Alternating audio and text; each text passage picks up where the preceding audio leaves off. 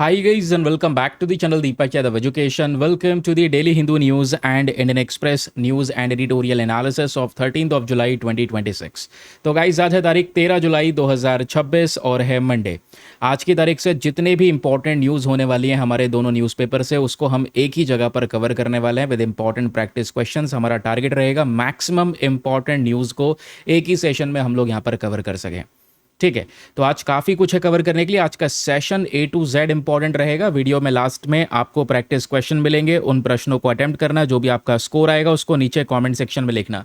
इससे होगा क्या, आप चीज़ों को याद रख पाएंगे, क्योंकि वो क्वेश्चन तभी सॉल्व कर पाओगे जब आप अच्छे से सेशन को सुनोगे, अपना कंसंट्रेशन पूरे के पूरे सेशन में बनाकर रखने वाले हो।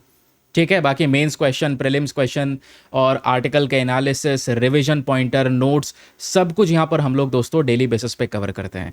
लेकिन सेशन को शुरुआत करने से पहले आज आपको सबसे पहले एक मैपिंग का क्वेश्चन दिया जाएगा और मैप में कहाँ क्या देखना है आपको, साइप्रस को कहाँ पर है एग्जैक्टली लोकेटेड, इसको अच्छे से मैप में देखना है। देन उसके बाद आकर नीचे कॉमेंट सेक्शन में टाइप करना, जिससे कि आप लोग इसको लंबे समय तक याद रख पाओगे। तो चलिए फिर बिना कोई देरी करे शुभारंभ करते हैं आज के सेशन का। सबसे पहला आर्टिकल हमारे पास में इंडियन एक्सप्रेस न्यूज़पेपर से है, जो अपने आप में बेहद इंपॉर्टेंट है। अभी कुछ दिनों बाद ये सीधा द हिंदू में भी पब्लिश होगा। रीज़न यह है क्योंकि दोस्तों 17 जुलाई 2026, वैसे तो आज 13 जुलाई है, तो कुछ दिनों बाद भारत के प्रधानमंत्री भारत की पहली हाइड्रोजन पावर ट्रेन को स्टार्ट करने वाले हैं फ्रॉम जिंद, जो हरियाणा में प्रेजेंट है। तो जिंद से सोनीपत तक दोस्तों ये ट्रेन चलने वाली है और भारत की पहली हाइड्रोजन पावर ट्रेन। इसमें डीजल या इलेक्ट्रिसिटी का बहुत बड़ा सीधा रिक्वायरमेंट नहीं है, इसमें सीधा हाइड्रोजन बनाया जाएगा और उसी हाइड्रोजन से इस ट्रेन को चलाया जाएगा। अब कहोगे इलेक्ट्रिसिटी तो इसमें फिर भी हाइड्रोजन के माध्यम से बनेगी ही ना। तो भाई आज जो नॉर्मल बिजली के तारों से, क्योंकि आपने देखा है एक नॉर्मल जो ट्रेन है जो पहले डीजल से चलती थी उनको इलेक्ट्रिसिटी में कन्वर्ट कर दिया गया। ऊपर यहाँ पर रेलवे में आपने देखा होगा इलेक्ट्रिसिटी लाइंस चलती हैं, उनके साथ में ये कनेक्टेड रहते हैं वायर्स हमारे इन इंजन्स के, उसके माध्यम से यहाँ पर ये पूरी ट्रेन रन करती है। लेकिन जो बिजली उसमें इस्तेमाल हो रही है वो बिजली कोयला जला कर बन रही है, जिसमें बहुत सारा प्रदूषण होता है। लेकिन यहाँ पर क्या है दोस्तों, कोई प्रदूषण नहीं होता। एक्चुअल तौर पे आप देखोगे इसमें हाइड्रोजन का यूज़ हो रहा है, और हाइड्रोजन जब आप हवा में जलाओगे ना तो उस जलाने के बाद में क्या मिलता है, जैसे कोयला जलाओगे तो कोयले जलाने के बाद कार्बन मिलता है, जिससे कार्बन एमिशन होता है, यानी प्रदूषण बहुत ज़्यादा होता है। हाइड्रोजन जलाओगे तो केवल पानी मिलेगा, वाटर वेपर मिलेगा। ठीक है, तो इसमें से केवल पानी मिलेगा अगर ये हाइड्रोजन जलेगा और ट्रेन यहाँ पर चल रही होगी, कोई भी यहाँ पर प्रदूषण नहीं होगा। हालांकि इस कॉन्सेप्ट को अभी वाइड लेवल पर डिस्कस करना ज़रूरी है। यह हाइड्रोजन फ्यूल सेल टेक्नोलॉजी क्या होती है, कैसे काम करती है। इवन यूपीएससी ने हाइड्रोजन फ्यूल सेल टेक्नोलॉजी के ऊपर में क्वेश्चन पूछा हुआ है, वो भी आपको समझाऊंगा। तो आपको इतना जानना है न्यूज़ क्या बताता है। भारत का पहला हाइड्रोजन ट्रेन बहुत ही जल्द यहाँ पर लॉन्च होने वाला है। 17 जुलाई को यहाँ पर ये प्रधानमंत्री जो है इसको स्टार्ट करने वाले हैं। स्टार्ट मतलब इसका उद्घाटन करने वाले हैं, जो जिंद सिटी से चलेगा सोनीपत तक यहाँ पर ये ट्रेन चलने वाली है। 12 स्टेशंस को कवर करेगी, 89 किलोमीटर का डिस्टेंस है और 2 घंटे का यहाँ पे टाइम लगेगा। इसकी जो नॉर्मल स्पीड रहने वाली है वो 75 किलोमीटर प्रति आवर की स्पीड रहने वाली है। मैक्सिमम स्पीड 120 किलोमीटर प्रति घंटे की स्पीड यहाँ पर रहेगी। तो कम से कम 75, ज़्यादा से ज़्यादा 120 किलोमीटर PH यहाँ पर स्पीड इसकी रहेगी। ठीक है, इसमें 682 सीट्स हैं, 10 कोचेस यहाँ पर दिए गए हैं। पैसेंजर की कैपेसिटी लगभग 2500 से ज़्यादा, या प्रिसाइजली बात करें तो 2600 पैसेंजर्स इसमें यहाँ पर बैठ सकते हैं। ठीक है, तो ये आप लोग इसके बारे में कुछ बेसिक तथ्य हैं, ये पता होने चाहिए। अब यहाँ पे न्यूज़ में क्यों है, न्यूज़ में रहने के पीछे का कारण हम लोगों ने ये जान लिया है। लेकिन जैसे ही ये टेक्नोलॉजी भारत में वाइड लेवल पर अवेलेबल हो जाएगी, इसी के साथ में इंडिया एक बहुत ही इंपॉर्टेंट एलीट क्लब को ज्वाइन कर चुका होगा, क्योंकि आज ऐसी हाइड्रोजन पावर ट्रेन को रन कर रहा है जापान, साउथ कोरिया, USA और कनाडा। यही कुछ गिनी चुनी कंट्रीज है दोस्तों जहां पर हाइड्रोजन पावर ट्रेन प्रेजेंट है। इंडिया सक्सेसफुली ये काम करने के बाद में इस लिस्ट में हम लोग ऐड हो जाएंगे, हमारा नाम भी आ जाएगा कि Japan, south Korea, USA, Canada and India, यहाँ पर आपको हाइड्रोजन पावर ऑपरेटेड ट्रेन देखने को मिल जाती हैं, जो एक बहुत इंपॉर्टेंट स्टेप भी है ग्रीन ट्रांसपोर्टेशन की तरफ, क्लीन ट्रांसपोर्टेशन की तरफ, प्रदूषण को कम करने की तरफ। ये हमारा एक बहुत इंपॉर्टेंट स्टेप भी माना गया है।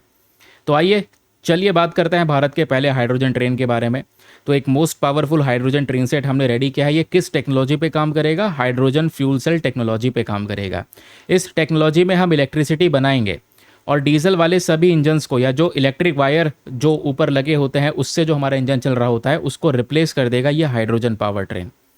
ठीक है, और इसके बदले में कोई भी कार्बन डाइऑक्साइड एमिशन नहीं होगा, यानी प्रदूषण नहीं होगा। क्योंकि हाइड्रोजन जब जलाओगे, जिससे ट्रेन चलेगी, तो जल हाइड्रोजन जलाते हैं तो हमको क्या मिलता है? केवल और केवल पानी, वाटर वेपर मिलेगा और कुछ नहीं मिलेगा, जिससे एनवायरमेंटली फ्रेंडली ट्रांसपोर्टेशन सिस्टम, यहाँ पर इसको बोला गया है कि हाइड्रोजन पावर ट्रेन कहीं ना कहीं एनवायरमेंट को क्लीनर वे में आगे बढ़ा सकता है।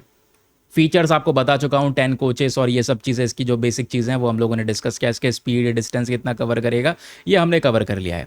अब थोड़ा सा ग्लोबल सिनेरियो के बारे में बात कर लेते हैं। यहाँ से वनडे एग्जामिनेशन में फैक्ट्स आप लोगों से पूछे जा सकते हैं। फैक्ट्स मतलब ये कुछ डिटेल हैं आपके सामने, जैसे कि शुरुआत कहाँ से होती है, ये टेक्नोलॉजी कौन लेकर आता है। तो आज हाइड्रोजन ट्रेन टेक्नोलॉजी जो प्रेजेंट हुई है दुनिया के सामने, ये एक कंपनी है जिसका नाम है एल्स्टॉम। तो एल्स्टॉम फ्रांस ने यहाँ पर इंट्रोड्यूस किया था इस टेक्नोलॉजी को, और कहाँ पर? जर्मनी के अंदर में इंट्रोड्यूस की गई थी 2016 में। फिर एक कंपनी निकल कर आती है जिसका नाम है कोरिडिया एलेंट। तो ये दुनिया की पहली हाइड्रोजन पावर्ड पैसेंजर ट्रेन बनकर आई थी जर्मनी के अंदर 2018 में। टेक्नोलॉजी आई 2016 में, और दुनिया की पहली जो हाइड्रोजन पावर ट्रेन बनी वो जर्मनी में बनती है 2018 में। और उस ट्रेन का नाम प्लीज़ याद रखिएगा, कोरेडिया एलेनेंट। ये एग्जैक्टली इसका नाम है, एग्जामिनेशन में आप लोगों को मिल जाए कुछ ऐसा नाम कि भाई ये हाल ही में न्यूज़ में था, ये क्या है? तो दुनिया का पहला हाइड्रोजन पावर्ड पैसेंजर ट्रेन है। और आज बहुत सारी और भी कंट्रीज़ हैं, जैसे मैंने आपको बताया, जो हाइड्रोजन पावर ट्रेन को रन कर रही हैं। जापान है, चाइना है, यूनाइटेड स्टेट्स है, कनाडा है। अब इंडिया भी यहाँ पर इस वाले ग्रुप के अंदर में धीरे धीरे करके शामिल होगा। हालांकि हाइड्रोजन ट्रेन्स की बात करेंगे तो आज ऐसा नहीं है बहुत बड़े डिस्टेंस के लिए इसको यूज़ किया जाता हो, बहुत बड़ा जैसे 400-500 किलोमीटर, 1000 किलोमीटर तक के डिस्टेंस के लिए कवर कर रहे हो, नहीं, उस प्रकार की टेक्नोलॉजी हमारे पास में डेवलप नहीं हुई है, वो अभी भी अंडर कंस्ट्रक्शन है।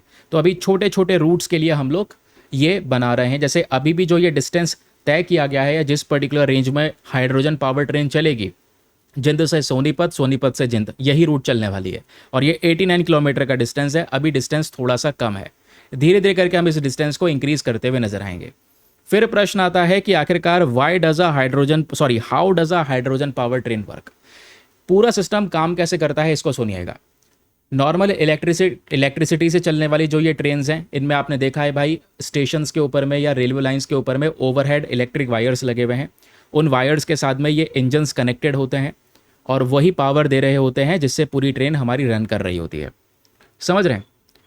लेकिन हाइड्रोजन ट्रेन की जब हम लोग बात करते हैं, तो हाइड्रोजन ट्रेन में इलेक्ट्रिसिटी यूज़ होगी, लेकिन इलेक्ट्रिसिटी ऑन बोर्ड जनरेट होगी, तुरंत वहाँ पे हाथों हाथ बनेगी, और तुरंत वहाँ पे हाथों हाथ इस्तेमाल हो रही होगी इन ट्रेन के अंदर में। इलेक्ट्रिसिटी सर बनाएंगे कैसे? तो हम लोग पहले से ही ट्रेन के अंदर में ढेर सारा हाइड्रोजन स्टोर करके रखेंगे। उस हाइड्रोजन को ऑक्सीजन के साथ में मिक्स कर दिया जाएगा। अब ऑक्सीजन तो भाई हमारे हवा में प्रेजेंट है ही, एयर में प्रेजेंट है ही, तो हाइड्रोजन जो हमने स्टोर करके रखा है, देखो स्टोर करने की टेक्निक यहाँ पे डिफरेंट होगी, वो आगे हम समझेंगे। तो उसको स्टोर करके रखा जाएगा हाई प्रेशर में। तो जब ये स्टोरेज बना रहेगा, इस हाइड्रोजन को निकालेंगे, ऑक्सीजन के साथ में कंबाइन करेंगे, जिससे इलेक्ट्रिसिटी प्रोड्यूस होती है। हाइड्रोजन और ऑक्सीजन को मिला दोगे तो बिजली बनेगी, और उसी बिजली को यहाँ पर यूज़ करेंगे इस ट्रेन को रन करने के लिए। और इस प्रोसेस को नाम दिया गया है हाइड्रोजन फ्यूल सेल। और इसमें जब हाइड्रोजन बर्न होगा तो हमको क्या मिलेगा? केवल और केवल वाटर वेपर। ये यूपीएससी ने क्वेश्चन पूछा हुआ है कि यहाँ पे इस सिस्टम में जब हम हाइड्रोजन को एग्जॉस्ट करेंगे तो हमें उसके बदले क्या मिलेगा, है ना? तो बाय प्रोडक्ट क्या मिलेगा? तो वाटर वेपर मिलेगा, पानी यहाँ से मिलने वाला है बस। ठीक है। अब प्रश्न यह है कि कैसे काम करता है हाइड्रोजन फ्यूल सेल, ये आपको बता चुका हूं। ये फ्यूल सेल एक छोटा सा इलेक्ट्रिसिटी बनाने वाली मशीन कह सकते हो। इसमें एग्जैक्टली क्या होगा, हाइड्रोजन हम ट्रेन में पहले से ही बहुत सारा स्टोर करके रखेंगे, और आसपास की जो हमारा एटमॉस्फेयर है वहां से ऑक्सीजन को ले लेंगे, दोनों को कंबाइन कर देंगे, हाइड्रोजन ऑक्सीजन के साथ रिएक्ट करेगा, रिएक्शन के बाद इलेक्ट्रिसिटी पैदा होगी, और वो इलेक्ट्रिसिटी से हमारी हाइड्रोजन पावर ट्रेन जो है वो रन करेगी। और जो बाई प्रोडक्ट हमको मिलेगा इस पूरे रिएक्शन में, जब हाइड्रोजन रिएक्ट करेगा तो केवल वाटर वेपर, ये रिएक्शन के तौर पे हमें बाई प्रोडक्ट मिलने वाला है। वाटर वेपर मिलेगा, तो कोई भी हार्मफुल पोल्यूशन यहाँ पर नहीं हो रहा है, इस बात को याद रखिएगा। ठीक है। पावर सिस्टम की बात करेंगे तो भाई जो इसमें हम लोगों ने, मैंने बताया 2 पावर कार्स इसमें होने वाली हैं, 4 इंटीग्रेटेड पावर पैक्स होने वाले हैं। हर एक पावर पैक का अपना खुद का हाइड्रोजन फ्यूल सेल होगा। लिथियम फेरोफॉस्फेट बैटरी का यूज़ करेंगे, क्योंकि बहुत सारी जो इलेक्ट्रिसिटी बनाई जाएगी उसको बैटरी में भी स्टोर किया जाएगा। ठीक है। और उस बैटरी में स्टोरेज वाली जो इलेक्ट्रिसिटी है उसको यूटिलाइज करेंगे अकॉर्डिंग टू द सिचुएशन। और हाइड्रोजन जो यहाँ पर स्टोर करके रखा जाएगा वो 440 किलोग्राम है, और बिल्कुल हाई प्रेशर में इसको स्टोर करके रखना है। यहीं पर थोड़ा सा चैलेंज क्रिएट होता है कि भाई इसको स्टोर करने का जो तरीका है इसमें हमारी कॉस्टिंग ज़्यादा आ जाती है। वर्किंग मैकेनिज्म आप लोगों ने समझ लिया है कि काम कैसे करेगा, कि भाई hydrogen fuel cell continuously electricity की सप्लाई कर रहा होगा। ट्रेन की स्पीड अगर कम होगी या ट्रेन शुरू हो रही होगी तो जो एक्स्ट्रा इलेक्ट्रिसिटी बचती है उससे बैटरी चार्ज हो जाएगी, और जब ट्रेन हाई स्पीड पे चलेगी तो बैटरी यहाँ पर उस फ्यूल सेल को सपोर्ट कर सकता है, एडिशनल पावर दे सकता है। और स्टेशन जैसे ही आएगा, जब ट्रेन रुकेगी तो पावर डिमांड वैसे फिर से कम हो जाएगी ट्रेन की, तो बैटरी दोबारा से रिचार्ज हो जाएगी। ठीक है, एक्सेस इलेक्ट्रिसिटी जो बन रही है उसका इस्तेमाल करके। तो ऐसे ही यहाँ पर ये प्रक्रिया चलती रहेगी और इससे हमारी ट्रेन रन करती रहेगी और कोई भी प्रदूषण नहीं होगा। टेक्नोलॉजी जो यूज़ हो रही है उसको बस खाली याद रखना, फ्यूल सेल टेक्नोलॉजी। क्या ये फ्यूल सेल टेक्नोलॉजी भारत ने खुद से बनाई है? आपसे एग्जाम में क्वेश्चन बन जाए तो आप कहोगे नहीं, ये हाइड्रोजन ट्रेन हम लोगों ने डेवलप तो कर ली है, हम डीजल इंजन को रिप्लेस कर रहे हैं, लेकिन ये जो फ्यूल सेल टेक्नोलॉजी का आज हम इस्तेमाल कर रहे हैं ये इम्पोर्टेड टेक्नोलॉजी है फ्रॉम कनाडा। कनाडा से, बेलार्ड से हम लोगों ने यहाँ पर इस टेक्नोलॉजी को इम्पोर्ट किया है, याद रखिएगा। अब इसमें कुछ चैलेंजेस भी हैं, क्योंकि कॉन्सेप्ट देखने में अच्छा है, सुनने में अच्छा है, एनवायरमेंटली बहुत ही ज़्यादा बेनिफिशियल है, लेकिन इसमें कुछ चुनौतियाँ भी आती हैं। जैसे सबसे पहली चुनौती हमारे पास में है हाइड्रोजन स्टोरेज की, क्योंकि हाइड्रोजन हाईली फ्लेमेबल है, तुरंत आग पकड़ सकता है, और इसको मैंने बताया हाई प्रेशर में स्टोर करना है, 200 से 500 बार प्रेशर में, तो उसका स्टोरेज थोड़ा डिफिकल्ट हो जाता है, या जिस तरीके का हमें इसको स्टोर करने का टेक्निक चाहिए वो थोड़ी सी एक्सपेंसिव हो जाती है, तो यहाँ पे खर्चा बढ़ जाएगा। सेकंड जो यहाँ पे चैलेंज है वो है हाइड्रोजन प्रोडक्शन। दुनिया भर में हाइड्रोजन प्रोडक्शन आज भी बहुत सीमित हो रहा है, ऐसा नहीं है बहुत वाइडर लेवल पर कर रहे हैं। हाइड्रोजन को ट्रांसपोर्ट करना इतना आसान नहीं होता, बहुत चैलेंजिंग पोर्शन होता है, तो यहाँ पे थोड़ी हमको समस्या देखने को मिल सकती है। बाकी इंडियन रेलवेज ने कुछ सोल्यूशन निकाला है, 3000 किलोग्राम का हाइड्रोजन फ्यूलिंग फैसिलिटी बना दी है। कहाँ पर? जिंद में, जहाँ से ट्रेन शुरू होगी हाइड्रोजन ट्रेन, जिंद से सोनीपत जाएगी, सोनीपत से वापस जिंद आएगी। एक चिलर प्लांट बना रखा है, ठीक है, जो हाइड्रोजन को 15 डिग्री सेल्सियस पर कूल करेगा फ्यूलिंग करते समय, तो इसका हैंडलिंग थोड़ा सा ईजी हो जाएगा। तो थोड़ा बहुत हमने जुगाड़ कर रखा है मेंटेन करने के लिए। बाकी देखते हैं 17 जुलाई के बाद में किस तरीके का जो हमारा रिएक्शन है वो सब कुछ निकल कर आता है। वीडियोस वगैरह जो शेयर होंगी वो सब आपके साथ में मैं फिर से डिस्कस करूंगा, लेकिन 17 ऑफ जुलाई को इतना डेप्थ में डिस्कस नहीं करेंगे। 17 ऑफ जुलाई के बाद जब ये आर्टिकल पब्लिश होंगे तो मैं आपको बोलूँगा कि भाई आप 13 ऑफ जुलाई का वीडियो देख लेना, उसमें मैंने आपको ये हाइड्रोजन पावर ट्रेन के बारे में पढ़ा दिया है। ठीक है, आई होप आपको एक क्लैरिटी मिल चुकी है, आप समझ चुके हैं कि पूरा एग्जैक्ट मामला क्या चल रहा है, कैसे काम करता है, प्रोसेस क्या होता है। दुनिया की पहली हाइड्रोजन पैसेंजर ट्रेन कौन सी थी? कोरोडिया एलेंट, जर्मनी की यहाँ पर वो ट्रेन देखने को मिल जाएगी। एक तो वो फैक्ट हो गया, और बाकी सारे फैक्ट आपके सामने ये हो गए। अब देखो इस पीडीएफ में खास बात पता है क्या है? जो हम लोगों ने ऊपर सब कुछ डिस्कस किया है, पूरा कंप्लीट आर्टिकल हम लोगों ने निचोड़ दिया है अच्छे से। इसको आपने अगर मान लो जल्दी जल्दी रिवाइज करना है एग्जामिनेशन से पहले, तो रिवाइज करने के लिए एक छोटा सा पैराग्राफ बना के दिया गया है रिवीजन पॉइंटर के नेम से। इसको आप फटाफट रिवाइज कर सकते हैं, ठीक है, कि डेली बेसिस 2 राउंड की ट्रिप करने वाला है, ये सब कुछ यहाँ पर बताया गया, वो इतना इंपॉर्टेंट नहीं है। इसमें से भी आप जब रिफाइन कर दोगे ना बेफालतू की चीज़ें, तो 5 से 6 पॉइंट निकल कर आएंगे, उसी के माध्यम से आप एग्जामिनेशन में सही उत्तर दे पाओगे। ठीक है ना? चलिए आगे आते हैं उसके बाद अगले न्यूज़ आर्टिकल की तरफ। Very very important second article जो है हमारा जीएस पेपर नंबर 2 हेल्थ के पॉइंट ऑफ व्यू से इंपॉर्टेंट है। और आपको पता होना चाहिए एक बात और, कल संडे था और संडे में हम लोग डायरेक्टली आजकल न्यूज़पेपर नहीं कवर करते, रिवीजन करते हैं।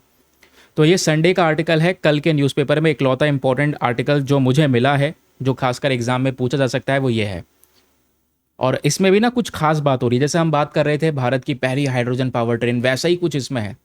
एक डेडली बर्ड वायरस मिला है और उस वायरस का नाम है PABV4, और फॉर द फर्स्ट टाइम पहली बार भारत के अंदर में ये वायरस पाया गया है। ये कल के न्यूज़पेपर में साइंस एंड टेक के पेज पर है, प्लीज़ इसको आराम से अपने पास में पढ़कर जाइएगा, इंपॉर्टेंट बहुत है। अब ये वायरस खासकर बर्ड्स में फैलता है, जो पैरेट वाली जो ग्रुप वाली बर्ड्स आती हैं, जिसको कई बार हम लोग पेसेटिसाइड बोल देते हैं या फिर सेटेसाइन बर्ड्स बोल देते हैं। अभी मैं समझाऊंगा कौन सी होती हैं सेटेसाइन बर्ड्स। तो उन बर्ड्स में ये वायरस ज़्यादातर फैलता है और उन बर्ड्स की डेथ होना शुरू हो जाती है। तो आज हम उसी के ऊपर में रिसर्च कर रहे हैं। पहली बार इंडिया के अंदर में ये वायरस पाया गया है, तो हमारे लिए अपने आप में एक बहुत इंपॉर्टेंट टॉपिक बन जाता है एग्जामिनेशन के लिए।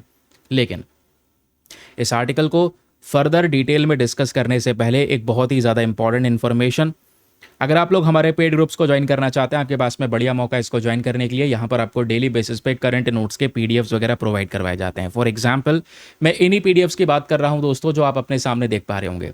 ये सारे पीडीएफ जिसमें न्यूज़पेपर का आर्टिकल, बने हुए सारे नोट्स, हिंदी इंग्लिश दोनों भाषाओं में एज इट इज़ यहाँ पर ये पीडीएफ मिलता है।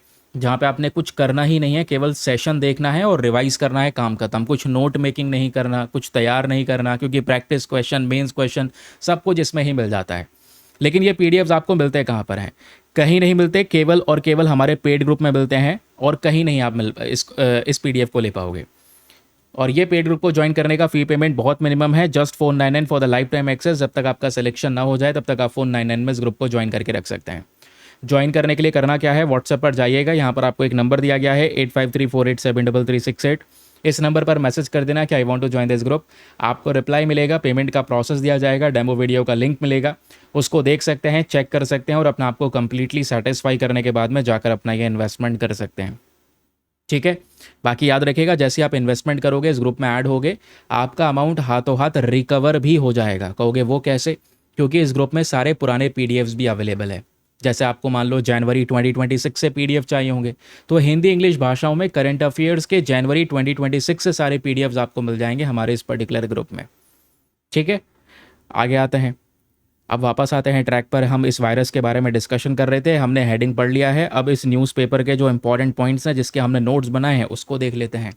कि भाई, हमने देखा पहली बार जो हमारे देश के साइंटिस्ट हैं, उन्होंने आइडेंटिफाई किया है एक वायरस को, जिसका नाम PABV4 वायरस है। अगर आप इसका फुल फॉर्म पढ़ेंगे तो इसका फुल फॉर्म है parrot Borne virus 4। Parrot Borne virus 4 ये एक ऐसा वायरस है जिसकी वजह से कई बार जो सिटेसाइन बर्ड्स होती हैं, उनमें बहुत ज़्यादा बड़े लेवल पर मौत होनी शुरू हो जाती है, ये बर्ड्स मरनी शुरू हो जाती है। सिटेसाइन बर्ड्स कौन सी होती हैं? इसमें यहाँ पर आप वो बर्ड्स देख पाएंगे जिसमें मैकाउज, केकटूज हो गए, पैराकीट्स हो गए, कॉन्योर्स हो गए, ये बर्ड्स की स्पीशीज़ हैं जिनको हम सिटेसाइन बर्ड्स का नाम देते हैं।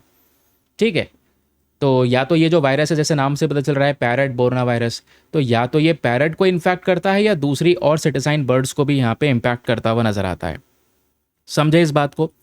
अब एक्चुअल तौर पे इस वायरस में होता क्या है? पहली बात तो इस वायरस का नेचर याद रखना। जैसे वायरस में हम देखते हैं ना, एक डबल स्ट्रैंडेड डीएनए वायरस है या फिर वो सिंगल स्ट्रैंडेड आरएनए वायरस है।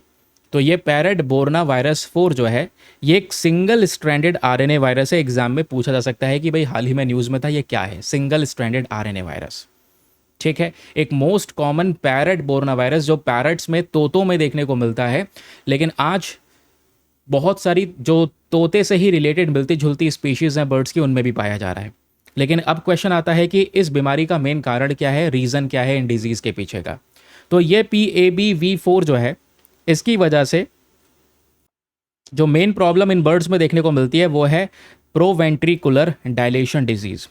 ज़्यादातर ये जानलेवा है। इसमें क्या होता है, डाइजेस्टिव सिस्टम जो है ये पूरी तरह से बर्बाद होना शुरू हो जाता है, या जो बर्ड्स का नर्वस सिस्टम है वो इम्पैक्ट होता है।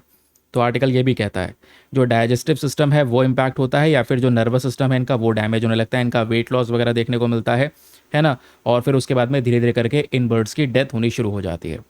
ठीक, ट्रांसमिशन की बात करेंगे तो ये वायरस मेनली जो बर्ड्स के बीच में डायरेक्ट कांटेक्ट होता है उसकी वजह से फैल सकता है, या बर्ड्स की ड्रॉपिंग्स की वजह से फैल सकता है, या इनके फैदर के ऊपर में जो डस्ट जमा होता है उसके ट्रांसमिशन की वजह से बीमारी फैल सकती है। समझ रहे हैं?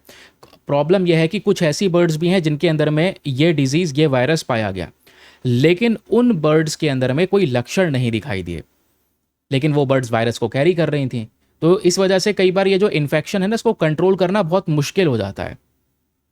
ठीक है, मुश्किल हो जाता है। रीज़न क्या है आपके सामने कि भाई क्योंकि उनमें लक्षण नहीं दिखाई देते। अब प्रॉब्लम यह है कि चलो जिसमें लक्षण मिल भी गए तो उसका ट्रीटमेंट कैसे करेंगे? क्या कोई उपाय है हमारे पास में? नहीं। कोई स्पेसिफिक एंटीवायरल मेडिसिन अवेलेबल नहीं है, कोई वैक्सीन नहीं है इस वायरस के खिलाफ में। तो ये जो ट्रीटमेंट है इसमें मेनली या तो सपोर्टिव केयर दो, इन्फ्लेमेशन को रिड्यूस करो, या प्रॉपर न्यूट्रिशन मेंटेन करके यहाँ पर बर्ड्स को दिया जाए तो ज़्यादा बेहतर रहेगा। समझे? फिर उसके बाद प्रिवेंशन मेजर्स की बात करेंगे तो जो नई बर्ड्स इंट्रोड्यूस की जा रही हैं, क्योंकि हम लोग किन बर्ड्स की बात कर रहे हैं जिनको एक कंट्रोल एनवायरनमेंट में रखा गया है ताकि उनकी प्रजातियां खत्म ना होएं, उनमें ये प्रॉब्लम फैलनी शुरू हो जाती है।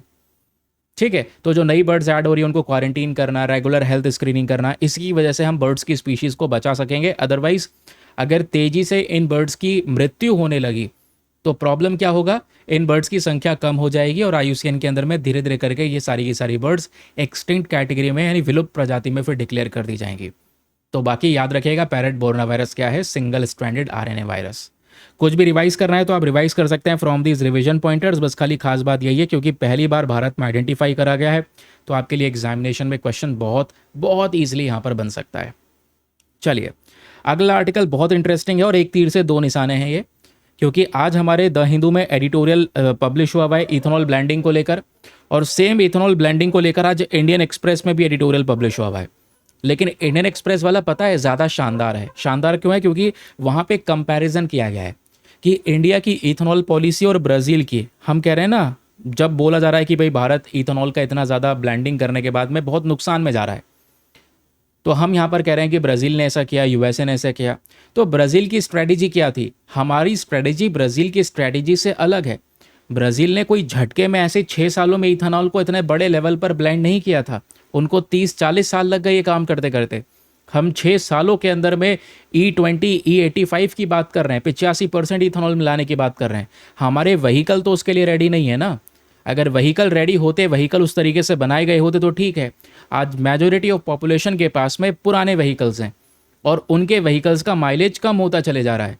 ये बिल्कुल इस चीज़ को नोट किया गया है कि उनके व्हीकल्स के एवरेज कम हो रहे हैं। लोग इस चीज़ को यहाँ पर मेंशन कर रहे हैं, सोशल मीडिया प्लेटफॉर्म्स पर शो कर रहे हैं कि हमारे गाड़ी का माइलेज कम हो चुका है। जो एवरेज पहले ज़्यादा दे रही थी अब कम हो रहा है। हमें एक तो तेल भी महंगा खरीदना पड़ रहा है और तेल भी बेकार है वो। हम ये कह रहे थे E20 इथेनॉल का इस्तेमाल करेंगे, जब इस इथेनॉल को पेट्रोल में मिलाया जाएगा तो ये पेट्रोल सस्ता हो जाएगा। पहली बात तो ये सस्ता नहीं मिल रहा, जबकि दुनिया भर में पेट्रोल के प्राइसेस कम हो चुके हैं। कच्चे तेल के प्राइसेस $70 पर बैरल से डाउन जा चुके हैं। लेकिन इंडिया में पेट्रोल अभी भी महंगा है और वो पेट्रोल नहीं है, उसमें इथेनॉल ब्लेंड किया गया है। तो एक्चुअल तौर पे ज़्यादा पैसा देने के बाद में भी रियल पेट्रोल नहीं मिल पा रहा। इथेनॉल ब्लेंडेड वाला पेट्रोल मिल रहा है, जिसकी वजह से व्हीकल्स को यहाँ पर नुकसान फेस करना पड़ रहा है। उनके इंजन ज़्यादा नहीं चल पा रहे हैं, जो माइलेज वगैरह है वो कम हो रहा है। क्यों? क्योंकि उस प्रकार से व्हीकल्स हमने अपने नहीं बनाए थे। वो आज के समय के बन रहे जो व्हीकल्स हैं दोस्तों, वो बन रहे हैं कि हाँ, उनको इथेनॉल के प्रति ज़्यादा सपोर्टिव बनाया जाए। अब प्रॉब्लम यह है कि हमारे पास में चॉइसेस नहीं छोड़ी गई हैं। अगर चॉइस हो कि भाई एक प्योर पेट्रोल डलवाना चाहे, या वो कहीं पर कोई चीज़ लिखी भी नहीं होती कि हाँ भाई ये E20 पेट्रोल है या ये वाला पेट्रोल है। ब्राज़ील में एक खास बात यह है कि लोगों को फोर्स नहीं किया गया है, उनके ऊपर में उनकी चॉइस है। अगर वो इथेनॉल वाला पेट्रोल डलवाना चाहते हैं तो इथेनॉल ब्लेंड वाला पेट्रोल डलवाएं। 100% पेट्रोल जो आ रहा है बाहर से वो डलवाना चाहते हैं तो वो डलवा सकते हैं। समझ रहे हैं? तो यहाँ पर इंडिया के पास में वो खासकर चॉइस जो है वो नहीं छोड़ी गई है बड़े लेवल पर, वो आर्टिकल में मेंशन किया जा रहा है। अब ये थोड़ा सा लंबा डिस्कशन चलेगा, मैं आपके 10 से 15 मिनट लूँगा, लेकिन पूरा मामला बहुत अच्छे से डिस्कस कर दूंगा। इसमें एक ऑल्टरनेटिव भी शेयर किया गया है आर्टिकल में। अगर आप एक ऑल्टरनेटिव को देखोगे, उसको बोला गया है लिग्नो सेल्यूलोसिक बायोमास। इसमें बोला जा रहा है कि भाई जैसे हम गन्ने का इस्तेमाल कर रहे हैं ना इथेनॉल को ब्लेंड करने के लिए, तो गन्ने की बजाय लिग्नो सेल्यूलोसिक बायोमास का हम यूज़ कर सकते हैं, जो बेसिकली आज सेकंड जनरेशन इथेनॉल माना जाता है। ठीक है, ये थोड़ा इजी भी पड़ेगा और हमारी फूड सिक्योरिटी पे इम्पैक्ट नहीं डालेगा। वरना अभी जिस तरीके से इथेनॉल के ब्लेंडिंग की बात हो रही है और इथेनॉल मेनली बन रहा है गन्ने से, मक्का से, तो आने वाले समय पर जो फार्मर्स हैं ये गन्ना मक्का ही उगाएंगे, दूसरी फसलों को यहाँ पर उगाना बहुत ही ज़्यादा कम कर दिया जाएगा। जैसे आज ऑलरेडी इस प्रॉब्लम को हमने फेस किया है। सरकार जिन जिन क्रॉप्स के ऊपर में, जिन जिन अनाज के ऊपर में मिनिमम सपोर्ट प्राइस देती है, वही मिनिमम सपोर्ट प्राइस वाली क्रॉप सबसे ज़्यादा ग्रो की जाती हैं। गेहूं, चावल, इन्हीं को ही सबसे ज़्यादा हमारे किसान ग्रो करते हैं। तो इंडिया में एग्रीकल्चरल डाइवर्सिटी जो है वो ऑलरेडी ख़त्म हो चुकी है। अब इस डाइवर्सिफिकेशन को बढ़ाने के बजाय हम और कम कर देंगे आने वाले समय पर। यह कैसे होगा आगे मैं आपको समझाता हूँ। तो न्यूज़ में क्या चल रहा है कि भाई भारत सरकार ने डिसाइड किया कि वो कंटिन्यूसली E20 पेट्रोल को बेचने वाले हैं, जिसमें 20% इथेनॉल को मिलाया जाएगा और 80% पेट्रोल होगा। 80% पेट्रोल, 20% गन्ने का जूस, ठीक है, इसमें मिक्स कर दिया जाएगा। अब एक्चुअल तौर पे देखोगे दुनिया भर में जो कच्चा तेल है, ये कच्चा तेल $70 पर बैरल के हिसाब से डाउन जा रहा है। ठीक है, यानी कि जो कच्चा तेल आता है जिससे प्योर पेट्रोल हमको मिलता है, उसके प्राइसेस धीरे धीरे इंटरनेशनली कम हो रहे हैं। ठीक है, लेकिन इंडिया के अंदर में इथेनॉल मिला हुआ जो पेट्रोल है उसके प्राइसेस भी इस कंपैरिजन में ज़्यादा मिल रहा है। तो आज हमको ज़्यादा महंगा पेट्रोल मिल रहा है। इशू क्या है? गवर्नमेंट चाहती है E20 पेट्रोल को भारी लेवल पर प्रमोट करना। और अगर ये जो क्रूड ऑयल के प्राइसेस हैं ये सस्ते हो भी जाएं, ये क्रूड ऑयल कच्चे तेल के दाम इंटरनेशनली सस्ते हो भी जाएं, तब भी E20 का पेट्रोल जो है ये प्योर पेट्रोल से महंगा पड़ रहा है।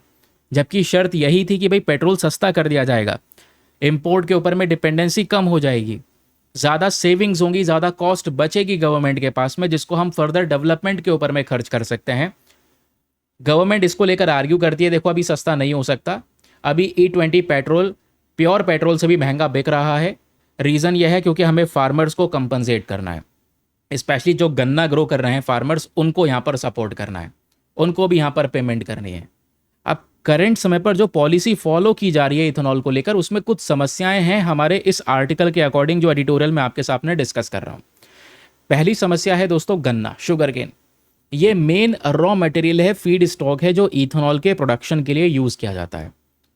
और गन्ने को उगाने के लिए आपको पता है मैसिव लेवल पर वाटर की ज़रूरत होती है। शुगर केन आज के समय पर हाईली वाटर इंटेंसिव क्रॉप है, और केवल पानी की ज़रूरत नहीं, भारी मात्रा में खाद यानी फर्टिलाइज़र की ज़रूरत पड़ती है।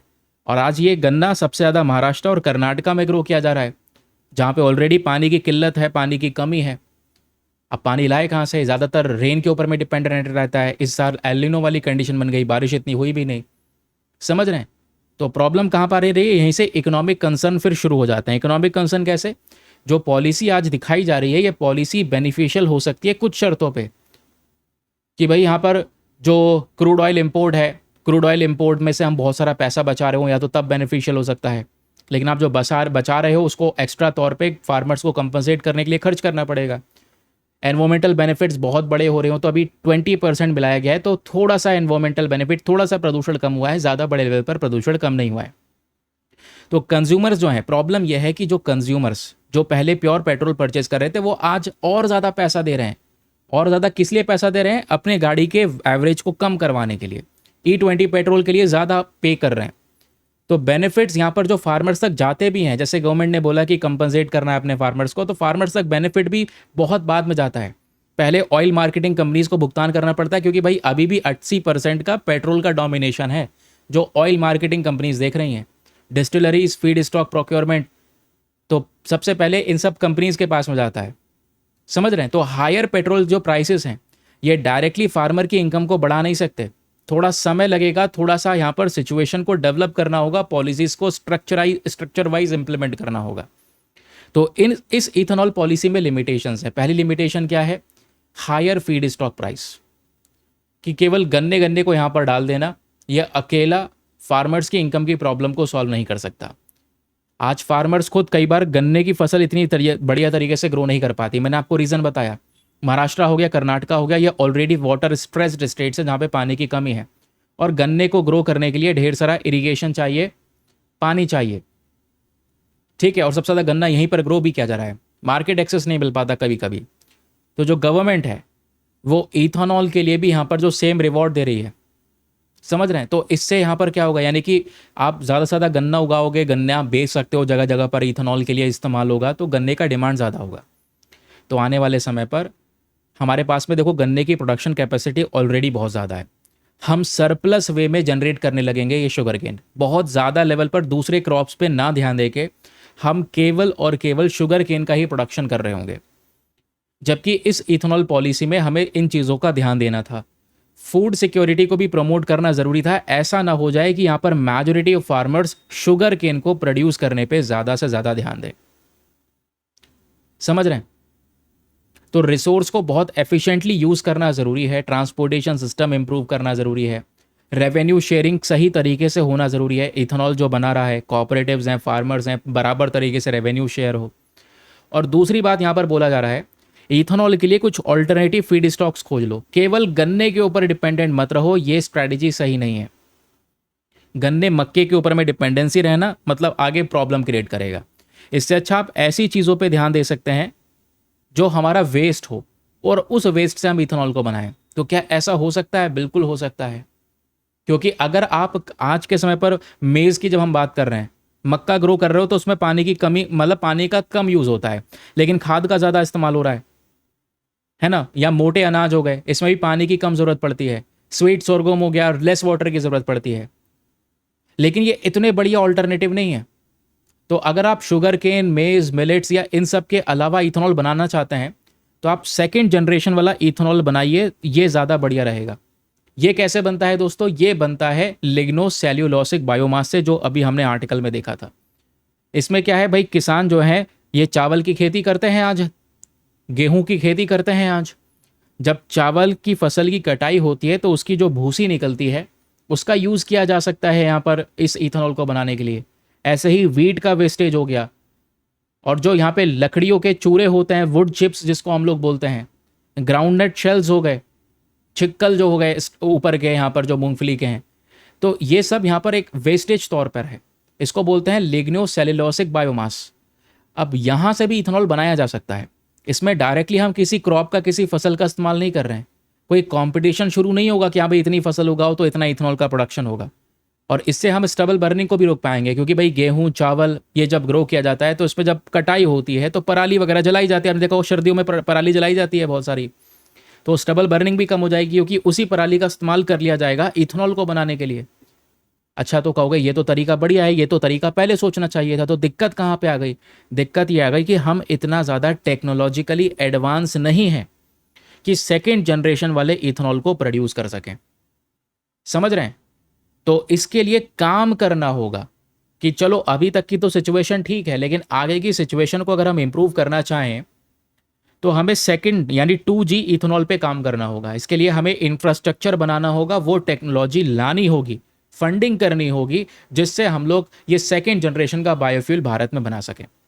इसमें डायरेक्टली क्रॉप्स के ऊपर में बर्डन नहीं पड़ेगा, और हम लोग अपने क्रॉप्स की जिस तरीके की डाइवर्सिफिकेशन मेंटेन हो रही है, इसी को हम फर्दर मेंटेन करके रख सकते हैं। अब क्योंकि जब बायोफ्यूल में बात हो ही रही है, तो फर्स्ट जनरेशन बायोफ्यूल में आप देखोगे हाई कार्बन कंटेंट होता है। शुगर, कॉर्न, स्टार्च, ये सब फर्स्ट जनरेशन बायोफ्यूल हैं जहां से बनाया जाता है। सेकेंड जनरेशन बायोफ्यूल बनता है राइस हस्क, वुड चिप्स, इन सब से, जो अभी हम डिस्कस कर रहे थे, जो चावल की भूसी वगैरह, जो स्पेशल तौर पे वेस्टेज है, जिसको जनरली किसान फेंक देंगे या जला देंगे, उससे हम बना सकते हैं। थर्ड जनरेशन भी आती है एक, जिसमें एल्गाई, जो काई वगैरह होती है, उससे बनाया जाता है। फोर्थ जनरेशन यहाँ पर कार्बन नेगेटिव है, जेनेटिकली इंजीनियर क्रॉप से बनाया जाता है, जिनके मतलब ऐसी फसल जिनके जेनेटिक्स में बदलाव करके हम लोगों ने बनाया हुआ है। ठीक है, आई होप आपको यहाँ पर एक क्लैरिटी मिली है। तो ऑल्टरनेटिव आपको समझ में आया? तो बस खाली आपने ये याद रखना है एग्जामिनेशन के लिए ऑल्टरनेटिव क्या हो सकता है। इसको आप इंटरव्यू के पर्सपेक्टिव से भी देख सकते हैं कि आपको क्या लगता है क्या सोल्यूशन हो सकता है इथेनॉल का in terms of food security. तो आप यहाँ पर 2G इथेनॉल का थोड़ा रिकमेंडेशन करेंगे और बात करेंगे 2G इथेनॉल एग्जैक्टली बनता कैसे। लेकिन प्रॉब्लम क्या है? मेथड बहुत एक्सपेंसिव है, वो टेक्नोलॉजी हमारे पास में है नहीं, तो उस टेक्नोलॉजी को लाने की ज़रूरत है। तो ये एक ऑल्टरनेटिव तरीका हो जाएगा, जिससे इतनी प्रॉब्लम नहीं आएंगी जो प्रॉब्लम स्ट्रक्चर हमको करंट समय पर दिखाई दे रही है। अब आगे सुनिए, मैंने जैसे बोला था same article times of India और इंडियन एक्सप्रेस में भी पब्लिश हुआ है, लेकिन ये थोड़ा सा डिफरेंट है। ये भारत की इथेनॉल पॉलिसी को तो समझा रहा है, लेकिन ये भी समझा रहा है कि भाई इथेनॉल जो ब्लेंडिंग हम कर रहे हैं, इससे आखिरकार गाड़ियों का माइलेज कम क्यों हो रहा है, गाड़ियों की एवरेज कम क्यों होती चली जा रही है, ज़रा उसको समझते हैं। तो न्यूज़ में ये सब चीज़ें चल रही थी कि भाई इंडिया ने अपना E20 पेट्रोल को लास्ट ईयर ही अपने टारगेट को अचीव कर लिया है।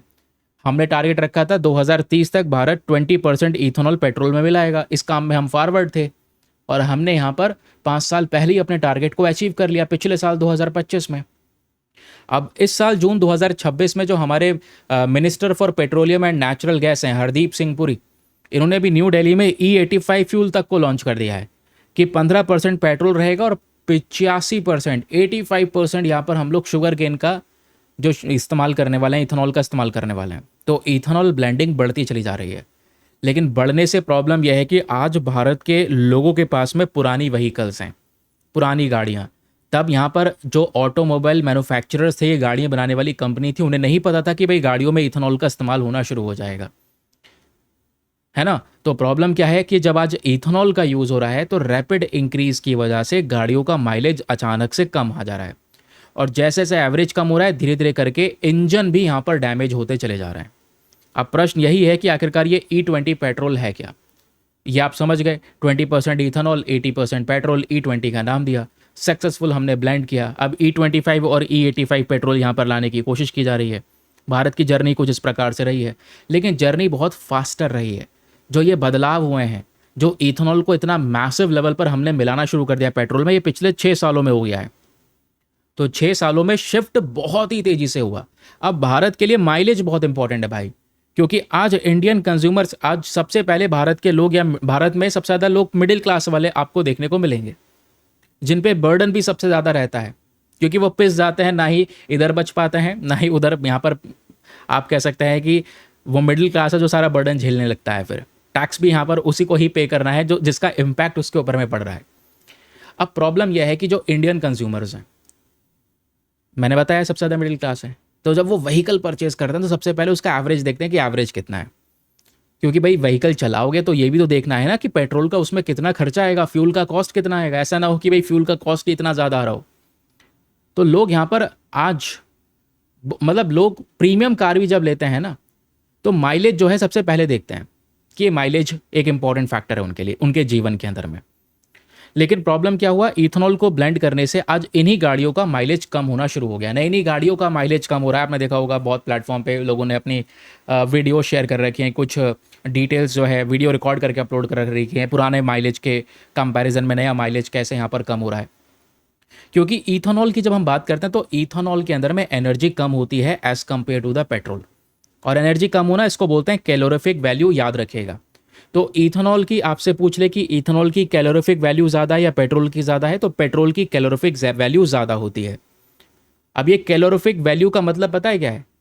इसका मतलब एनर्जी, गाड़ी को पुश करने में तेल ज़्यादा लग रहा है। तो इथेनॉल की अगर ये वैल्यू कम है मतलब ज़्यादा फ्यूल की ज़रूरत पड़ेगी to travel the same distance, है ना। एग्जाम्पल के तौर पे पहले 10 किलोमीटर या पहले यहाँ पर मान लो 40 किलोमीटर कवर करना था तो 1 लीटर पेट्रोल लग रहा था। अब वहीं पर क्योंकि पेट्रोल की कैलोरीफिक वैल्यू ज़्यादा थी, वो ज़्यादा एनर्जी भरा था, पुश करता था गाड़ी को आगे, लेकिन इथेनॉल में एनर्जी कम है, कैलोरीफिक वैल्यू कम है, तो अब वही सेम डिस्टेंस 40 किलोमीटर कवर करने के लिए 2-2 लीटर इथेनॉल लग रहा है। तो पुराने व्हीकल, और दूसरी प्रॉब्लम क्या है, पुरानी जो गाड़ियाँ हैं उसको इथेनॉल को ध्यान में रखते हुए बनाया ही नहीं है। तो पुरानी गाड़ियों में लगातार 30% माइलेज कम होता चले जा रहा है, और जैसे जैसे इथेनॉल परसेंटेज इंक्रीज होगा माइलेज वैसे वैसे कम होता रहेगा। सिचुएशन और भयंकर होती रहेगी पुरानी गाड़ियों की। उनको बहुत सारा पेट्रोल चाहिए होगा थोड़ा थोड़ा डिस्टेंस कवर करने के लिए, समझ रहे हैं। फिर धीरे धीरे करके इंजन पे प्रेशर पड़ना शुरू होगा, क्योंकि इंजन सारा जोर लगा रहा होगा और व्हीकल के अलग अलग पार्ट्स डैमेज होना शुरू हो जाएंगे। रीज़न क्या है पता है? इथेनॉल जो है हाइग्रोस्कोपिक है, ये है सबसे बड़ी प्रॉब्लम। हाइग्रोस्कोपिक मतलब पता है कि ये मॉइस्चर को एब्जॉर्ब करता है फ्रॉम द नेचर। जो तापमान में नमी है, नमी मतलब पानी जो है उसको एब्जॉर्ब करेगा। अब जब पानी का एब्जॉर्प्शन करेगा और मान लो फ्यूल सिस्टम जहाँ पे हम इस इथेनॉल को डाल रहे हैं वहाँ पे हवा में से नमी जाएगी, नमी मतलब पानी जमा होगा, पानी जमा होने से उसमें जंक लगना शुरू हो जाता है। तो पुराने व्हीकल्स इस तरीके से उसके इंजन खराब होना शुरू हो जाता है। और इथेनॉल पेट्रोल के कंपैरिजन में ज़्यादा टेम्परेचर पे जलता है, ठीक है। यानी कि पेट्रोल को जलाने के लिए बहुत ज़्यादा टेम्परेचर नहीं चाहिए, लेकिन इथेनॉल को जलाने के लिए ज़्यादा टेम्परेचर चाहिए। यानी कि ठंडियों में वैसे ही आप देख पाओगे पेट्रोल की गाड़ियों में परेशानी पड़ती थी, अब सर्दियों के समय पर गाड़ी को स्टार्ट करना बहुत मुश्किल हो जाएगा, बहुत ही ज़्यादा मुश्किल, क्योंकि इथेनॉल इतनी तेज़ी से बर्न नहीं करेगा। उसको ज़्यादा टेम्परेचर की ज़रूरत होती है, थोड़ा ज़्यादा गर्मी की ज़रूरत होती है ये बर्न करने के लिए। अब सबसे बड़ी प्रॉब्लम यह है कि कंज्यूमर्स के लिए कोई चॉइस नहीं छूटी है। इंडियन कंज्यूमर्स के पास में कोई भी ऐसा चॉइस नहीं है कि भाई वो इथेनॉल को चुन लें या फिर वो नॉर्मल पेट्रोल को चुन लें। जबकि ब्राज़ील में आप देख पाओगे यही चीज़ है। ब्राज़ील में कंज्यूमर चूज़ कर सकते हैं अपने प्राइस के अकॉर्डिंग, अपने प्रेफरेंस के अकॉर्डिंग, ठीक है। अगर ब्राज़ील वैसे आप इथेनॉल जब ब्लेंडिंग करता है तो उस पर डिस्काउंट देता है तेल पर, तो वो वाला तेल कुछ लोग लेते हैं, वरना लोगों के पास में चॉइस है। उनको लग रहा है कि उनके ऊपर में इम्पैक्ट पड़ रहा है, पुरानी गाड़ियाँ हैं तो उसके लिए पेट्रोल आज भी इस्तेमाल करते हैं। यही एक बहुत बड़ा डिफरेंस हो गया है। तो आर्टिकल यही कहता है कि भाई ब्राज़ील की पॉलिसी अलग थी। आप अगर ये कह दोगे कि ब्राज़ील ने ऐसा कर लिया, तो ब्राज़ील ने इथेनॉल 10 यानी E10 से E30 तक आते आते 50 साल लगा दिए थे भाई। ब्राज़ील को 50 ईयर्स लगे E10 से E30 तक जाने में, इंडिया को केवल 6 साल लगे E5 से E20 तक जाने में, और अब E20 से E85 तक जाने में यहाँ पर 1 साल लग रहा है, कुछ समय लग रहा है, समझ रहे हैं। अब ब्राज़ील जो इथेनॉल पे गया उसके पीछे का क्राइसिस था। 1973 में तेल का क्राइसिस हो गया था, जिसकी वजह से ब्राज़ील को एनर्जी इंडिपेंडेंट बनना पड़ा। ये थी प्रॉब्लम। अब इंडिया इंपोर्ट ज़्यादा करता है तो हम अपने इंपोर्ट को कम करने के ऊपर में कोशिश कर रहे हैं, समझे। अब प्रॉब्लम यहाँ पर यह है, जैसे मैंने आपको बताया कि ब्राज़ील का पहला जो इथेनॉल ब्लेंडिंग है वो 1931 में किया गया था, और 1931 में उसके बाद जब ये व्हीकल्स, मेजोरिटी ऑफ व्हीकल्स उसके बाद बनना शुरू हुए हैं, तो जो व्हीकल्स यहाँ पर बने हैं वो सब ब्राज़ील के अंदर में इथानॉल सूटेबल व्हीकल्स हैं। तो वो इथानॉल को आराम से अडॉप्ट कर लेते हैं, उसके हिसाब से चलते हैं, गाड़ी में कोई ज़्यादा खराबी आती नहीं है, जो हम लोगों ने यहाँ पर नहीं समझा। जबकि इंडिया के अंदर में व्हीकल्स पुराने हैं आज मेजोरिटी ऑफ लोगों के पास में, जिसको इथानॉल सूटेबिलिटी का ध्यान में रखते हुए नहीं बनाया गया है। ये है यहाँ पर दोस्तों एक एग्जैक्ट प्रॉब्लम। ठीक है, तो ब्राज़ील की कहानी आपने समझा कि ब्राज़ील ने धीरे धीरे करके बहुत फ्लेक्सिबल अप्रोच को अपनाया एंड नॉन कंप्लेंट व्हीकल्स, उनको फोर्स नहीं किया गया, किसी के ऊपर में जोर नहीं दिया गया कि आपको यहाँ पर इथेनॉल ब्लेंडिंग वाला पेट्रोल ही लेना है। आपके पास में फ्यूल ऑप्शंस उन्होंने छोड़े थे। इंडिया में एक तो E20 पेट्रोल को हमने नेशन वाइड बहुत तेज़ी से अडॉप्ट कर दिया। अब कंज्यूमर्स के पास में कोई चॉइस भी नहीं छोड़ी, लिमिटेड चॉइस है, ज़बरदस्ती उनको E20 ही लेना पड़ रहा है, जिसकी वजह से इंजन डैमेज हो रहा है, माइलेज यहाँ पर कम होता नज़र आ रहा है। और फिर हम यहाँ पे रुक ही नहीं रहे हैं, E25 के बाद E85 तक जा रहे हैं, जबकि ब्राज़ील E30 पे रुका हुआ है। तो गवर्नमेंट का प्लान यहाँ पर यह है E85 फ्यूल्स को फ्लैक्स फ्यूल व्हीकल्स के लिए लेकर आया गया। अब देखो, फ्लैक्स फ्यूल व्हीकल की चलो कहानी ठीक है, ये वो व्हीकल हैं जो स्पेशल तौर पे बनाए जाते हैं, ऐसे हाइब्रिड व्हीकल्स जो ऐसे इथेनॉल और पेट्रोल वाले मिक्सचर वाले फ्यूल पर चल सकते हैं आराम से। लेकिन ये कह रहे हैं कि जब E85 अच्छी तरीके से लागू हो जाएगा ना, फ्लैक्स फ्यूल व्हीकल लोगों के पास में आ जाएंगे, तो 20 रुपये पर लीटर के हिसाब से यहाँ पर मिलने वाला है, ये और ज़्यादा कम में मिल जाएगा, ऐसा यहाँ पर मेंशन किया जा रहा है। बट करंट समय की जो सिचुएशन है, हमें उसको भी थोड़ा सा ध्यान में रखना होगा। ब्राज़ील का इथेनॉल मॉडल मैंने आपको समझा दिया कैसे चल रहा है। भाई दी लेट 1980s ब्राज़ील में आप देख पाओगे तो 10 में से हर जो 9 कार ब्राज़ील में बिक रही थी 1980s तक, वो इथेनॉल कंपैटिबल थी।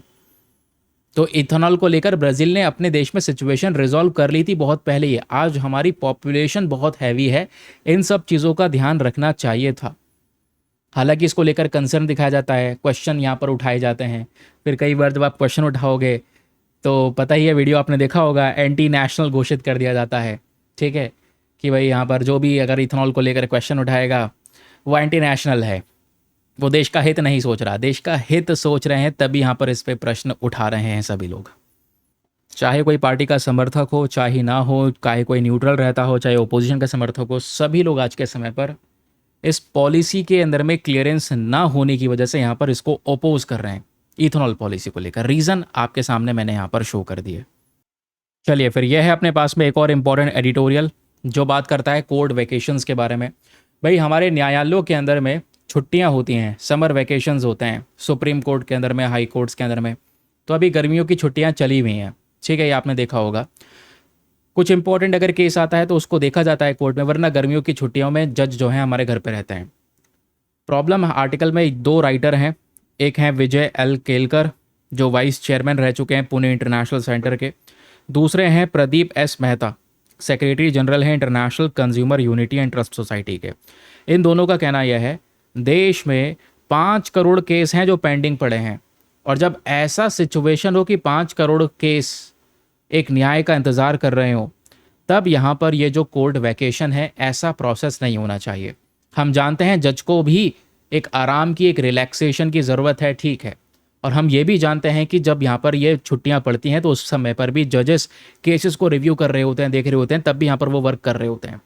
लेकिन प्रॉब्लम यह है कि कोर्ट्स नहीं बंद रहने चाहिए, कोर्ट्स वर्किंग में रहने चाहिए। चाहे आप रोटेशन कर सकते हैं जजेस का कि भाई इस समय पर ये जजेस का टाइम हो गया है तो दूसरे जजेस संभालेंगे, तो कोर्ट की प्रोसीडिंग्स पूरे साल चलती रहेगी। लेकिन आज कोर्ट पूरे साल खुलता ही नहीं है। साल में कितने दिन है? 365 दिन। 365 दिन में से सुप्रीम कोर्ट 190 दिन ही यहाँ पर ओपन रहता है, ये आर्टिकल में मेंशन किया जाता है। तो आइए इसके बारे में हम लोग समझते हैं मैटर एग्जैक्टली क्या है। सबसे पहली चीज़, कोर्ट केसेस के पेंडेंसी के बारे में सुनिएगा। मैं आपको मेन मुद्दा दिखा देता हूँ। यह है, राइटर साहब जो ऑथर साहब हैं इस आर्टिकल के, वो गुस्सा बस इसीलिए हैं क्योंकि देश में केसेस पेंडिंग बहुत पड़े हैं। अभी 2025 के अंत तक अगर हम देखेंगे तो 5.39 करोड़ से ज़्यादा केसेस हैं देश में जो पेंडिंग पड़े हुए हैं। डिस्ट्रिक्ट कोर्ट में 4.5 करोड़ से ज़्यादा केस हैं, हाई कोर्ट में 63 लाख से ज़्यादा केस हैं, सुप्रीम कोर्ट में 92,000 से ज़्यादा केस हैं जो पेंडिंग पड़े हैं। गवर्नमेंट स्टडी के अकॉर्डिंग पता चला है कि भाई प्रेजेंट अगर जो स्तर चल रहा है, अगर हम इस स्तर से, इस स्पीड से इन केसेस को रिजॉल्व करेंगे तो हमें 300 साल लग जाएंगे ये 4.5 करोड़ केसेस को रिजॉल्व करने में। तो समझ जाओ कितनी गति से काम करने की ज़रूरत है। या 300 साल वेट करने की ज़रूरत है? तब तक और भी केस इकट्ठे होते रहेंगे जो पेंडिंग वाली फाइल में जुड़ते रहेंगे। उसका गिनना, उसकी काउंटिंग फिर यहाँ पर आप समझ जाओ क्या लेवल पर जाएगी।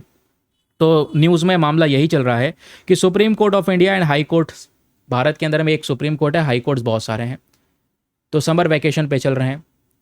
चिंता यहाँ पर उठाई जा रही है कि भाई जस्टिस में कई बार देरी हो जाती है, करोड़ों केसेस का पेंडिंग भंडार पड़ा हुआ है, तो इस समय पर समर वेकेशंस नहीं होने चाहिए।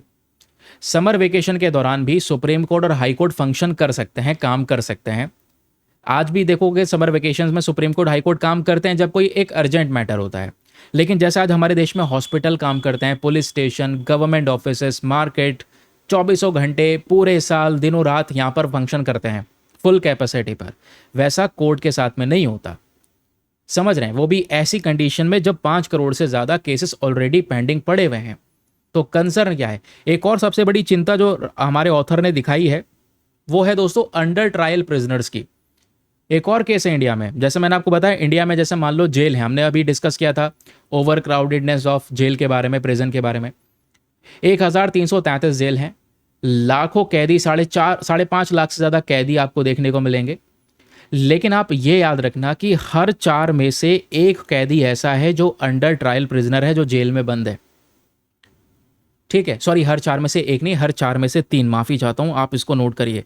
हर 4 में से 3 व्यक्ति, 3 out of every 4 prisoners in India are under trial prisoners, यानी उन पे अभी केवल केस चल रहा है, रिजॉल्व नहीं हुआ है। वो व्यक्ति के ऊपर में अभी जो इल्ज़ाम लगे थे वो इल्ज़ाम साबित नहीं हुए हैं। तो जब इल्ज़ाम साबित नहीं हुए हैं तब तक तो वो इनोसेंट है ना, लेकिन वो जेल में है। समझ रहे हैं? और कई बार यहाँ पर जब केस रिजॉल्व हो रहा होता है तो पता चलता है कि भाई उस व्यक्ति को उस मामले के लिए जो सज़ा मिलनी थी वो 2 साल थी, लेकिन वो पहले से ही अंडर ट्रायल प्रिजनर के केस में 5 साल से जेल में पड़ा है।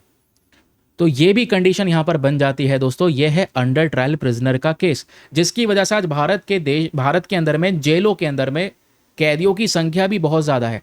यानी ओवर क्राउडेडनेस वाली जो प्रॉब्लम है वो हमको देखने को मिलती है। अभी श्रीलंका में भी यही देखने को मिला, जिसकी वजह से आपने देखा कोलंबो में जेल में किस तरीके से एक वायलेंस हुआ, एक भयंकर लेवल पर लड़ाई होती है इन कैदियों के बीच में। 25 से ज़्यादा लोगों की जान गई, 100 से ज़्यादा लोग यहाँ पर इंजर हो गए। अब प्रश्न यह है कि ठीक है, अंडर ट्रायल वाला केस समझ में आया और 4.5 करोड़ पेंडिंग केसेस है वो समझ में आया। ऐसी कंडीशंस में भी why do courts have vacations? Court को छुट्टियां क्यों दी जा रही हैं? बोला जा रहा है कि भाई ये ट्रेडिशन है, ये चलन है जो शुरू से चलता आ रहा है। तो चलन के पीछे का फर्क था, क्योंकि ये सुप्रीम कोर्ट, हाई कोर्ट अंग्रेजों की देन है। ब्रिटिशर्स कॉलोनियल पीरियड में यहाँ पर ये कोर्ट बनाकर गए हैं। तो उस समय पर ये अंग्रेज जब बाहर से आते थे, ऊपर यूके से आ रहे हैं, नदर्न रीजन में ठंड पड़ती है भाई वहाँ पर, तो जब वो लोग आते थे तो भारत के अंदर में नॉर्मल ईयर तो ठीक है, लेकिन अभी इस समय पर जून जुलाई के समय पर गर्मी ज़्यादा होती थी।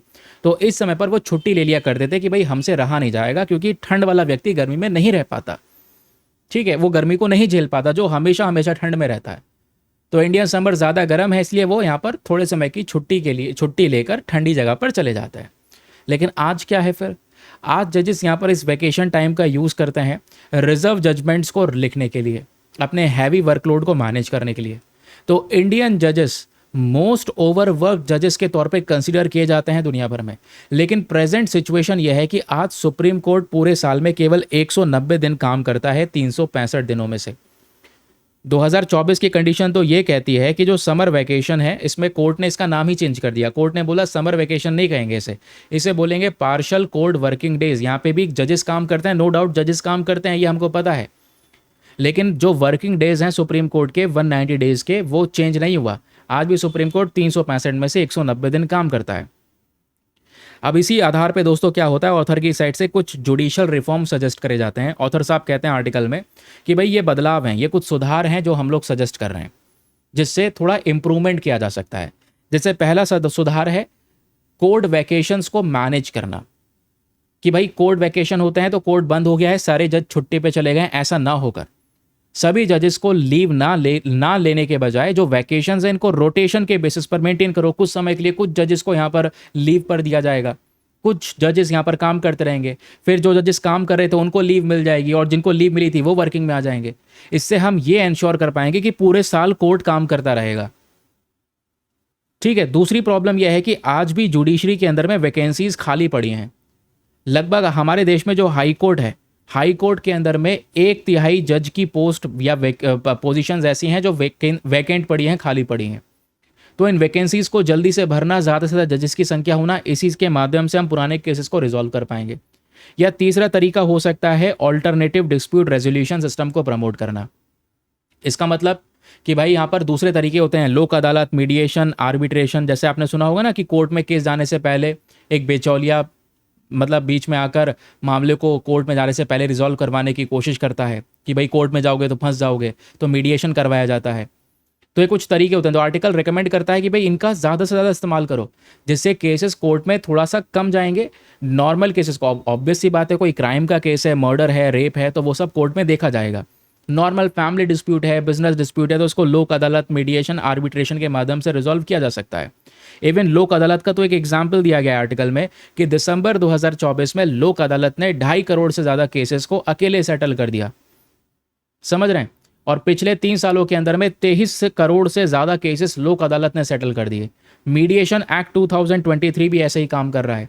और एक और तरीका हो सकता है कि भाई भारत में जितने भी रिटायर्ड जजेस हैं, उन रिटायर्ड जजेस को कुछ समय के लिए कोर्ट्स में बुलाकर जो पेंडिंग केसेस हैं, उन पेंडिंग केसेस के ऊपर में काम करवाया जा सकता है। वो रिटायर्ड जजेस को एक बहुत ही ज़्यादा बड़ा तजुर्बा है, एक्सपीरियंस है, पूरा जीवन उन्होंने इसी काम में निकाल दिया है, तो वो पेंडिंग केसेस को रिजॉल्व कर सकते हैं। समझ रहे हैं? ये कुछ तरीके हैं जिससे जस्टिस डिलीवरी सिस्टम को इम्प्रूव किया जा सकता है। तो ये कदम हमें उठाने होंगे। जो एंटायर जुडिशरी है वो अचानक से फंक्शन करना ही रोक दे, तो ये सही नहीं है। इसके बजाय यहाँ पर कोर्ट हमारे पूरे साल फंक्शन कर सकते हैं, ये कुछ पर्टिकुलर स्टेप्स को फॉलो करके जो मैंने आपको बताया। अब आपने कुछ भी रिवाइज करना है तो आप उसको रिवाइज कर सकते हैं फ्रॉम दिस रिवीजन पॉइंटर। ये सारी की सारी डिटेल इस पूरे के पूरे आर्टिकल इसके अंदर में समझाई गई है। रिवाइज करने के लिए छोटे छोटे डिटेल्स आपको दिए गए। यहीं पर इसी आधार पे दोस्तों आज आपको मेंस का क्वेश्चन भी दिया गया है, तो इस वाले मेंस के प्रश्न को अटेम्प्ट करिएगा और अपना जो आंसर है उसको कहाँ पे सबमिट करना है अभी आपको बताऊंगा। क्वेश्चन देख लो क्या कहता है। क्वेश्चन यह है कि judicial delays and case pendency continue to undermine access to timely justice in India. कि भाई एक तो जुडिशरी में डिलेज हैं, बहुत सारी देरी है, केसेस पेंडिंग पड़े हैं, ये लगातार यहाँ पर सही तरीके से जस्टिस लोगों को नहीं दे पा रहा है। इस कंटेक्स्ट में आपने एग्जामिन करना है कि भारत में कोर्ट वैकेशंस की इम्पैक्ट क्या पड़ता है और जुडिशियल एफिशिएंसी के ऊपर में कोर्ट में जो छुट्टियां दी जाती हैं उस पर क्या असर पड़ रहा है, ये आपने बताना है। एंड एट दी लास्ट कुछ तरीके आपने बताना है जिससे हम जस्टिस डिलीवरी सिस्टम को कंटिन्यूस यानी पूरे साल काम कर सके और बहुत तेज गति से यहाँ पर कैसे काम कर सकता है वो आपने बताना है, कुछ तरीके मेंशन करना है। तो हिंदी में भी दिया गया है, प्रश्न को हिंदी में आराम से रीड करिएगा और अपना एक सुंदर सा आंसर लिखना। कैसे लिखना है ये डिटेल्स दी गई है, वीडियो पॉज करो और पढ़ते रहो। सबसे पहले इंट्रोडक्शन देना, article 21 of the constitution guarantees the right to life, personal liberty, ये सब देता है, जिसमें राइट टू स्पीडी जस्टिस भी शामिल है आर्टिकल 21 में। लेकिन ये होने के बावजूद भी 5.39 करोड़ पेंडिंग केसेस पड़े हैं, तो आपने मुद्दा यहीं पे समझा दिया आधे से ज़्यादा कि मामला क्या है। फिर आप समझाएंगे कोर्ट वैकेशंस का इम्पैक्ट क्या पड़ रहा है, फिर दूसरे रीज़न बताओगे जुडिशियल बैकलॉग के पीछे, and what are the measures जैसे हम जुडिशियल एफिशिएंसी को इंप्रूव कर सकते हैं, वो हमने समझा। पॉज करें और आराम से पढ़ें और एक अच्छा सा आंसर लिखें। और आंसर लिखने के बाद में कहाँ पे सबमिट करना है, टेलीग्राम पर जाना, वहाँ पे जाके सर्च बॉक्स में लिखना Deepak Yadav education mains group. जैसे आप फुल फॉर्म लिखोगे मेरा टेलीग्राम चैनल मिलेगा और उस चैनल के ऊपर में लगभग आप देखोगे 76,000 लोग जुड़े हुए हैं। आप भी जुड़कर अपने आंसर्स को वहाँ पर सबमिट कर सकते हैं और एक दूसरे के आंसर्स को रिव्यू कर सकते हैं। चलिए अगले न्यूज़ आर्टिकल पर जंप करते हैं। आर्टिकल कहता है, ये आज के न्यूज़पेपर में टेक्स्ट एंड कॉन्टेक्स्ट पर प्रेजेंट है। आर्टिकल कहता है why has China banned helium export. हाल ही में चाइना ने हीलियम एक्सपोर्ट्स के ऊपर में रोक लगा दी है, इसको बैन कर दिया है। ऐसा क्यों किया है और हीलियम सबसे ज़्यादा चाइना बना भी नहीं रहा है, तो दुनिया पे क्यों असर पड़ रहा है। आप आर्टिकल को देखोगे तो बहुत गहराइयाँ हैं कि दुनिया के मेजर हीलियम प्रोड्यूसर्स कौन कौन से हैं, ठीक है, हीलियम कैसे बनता है एंड हीलियम कहाँ पे यूज़ होता है। यहीं से सीधा सीधा क्वेश्चन बन जाएगा एग्जाम में। और हीलियम के बारे में तो अभी मैंने आपको पढ़ाया भी था, जब ये वेस्ट एशिया का क्राइसिस शुरू हुआ था फरवरी में, तो मार्च में हीलियम का शॉर्टेज हो गया था, इंडिया में भी क्राइसिस हो रहा था, तब मैंने आपको पढ़ाया भी था ये, ठीक है। अभी फिलहाल ये न्यूज़ में आ चुका है एक बार अखबार में फिर से, तो आइए डिस्कस कर लेते हैं मैटर है क्या। हीलियम के बारे में हर एक एस्पेक्ट को भी हम लोग यहाँ पर समझेंगे। तो 10 जुलाई 2026 की बात है। चाइना का ministry of commerce and general administration of custom, तो इन्होंने यहाँ पर एक टेम्पररी बैन लगा दिया कि भाई चाइना जो हीलियम बनाता है और उसको एक्सपोर्ट करता है ना, वो अभी एक्सपोर्ट नहीं करेंगे कुछ समय के लिए। अब बताया गया ऐसा क्यों? क्योंकि चाइना कह रहा है कि देखो हमें अपने डोमेस्टिक रिसोर्सेज के तौर पे ज़रूरत है, यानी चाइना को अपने देश में हीलियम की ज़्यादा ज़रूरत है, तो हम एक्सपोर्ट नहीं करेंगे। क्योंकि हीलियम एक ऐसा यहाँ पर आप गैस कह सकते हैं जिसका इस्तेमाल आज हेल्थ केयर इंडस्ट्री में एमआरआई मशीन्स वगैरह में यूज़ होता है, semiconductors, space technology, even quantum computing में भी चीज़ों को ठंडा करने के लिए हीलियम का यूज़ होता है।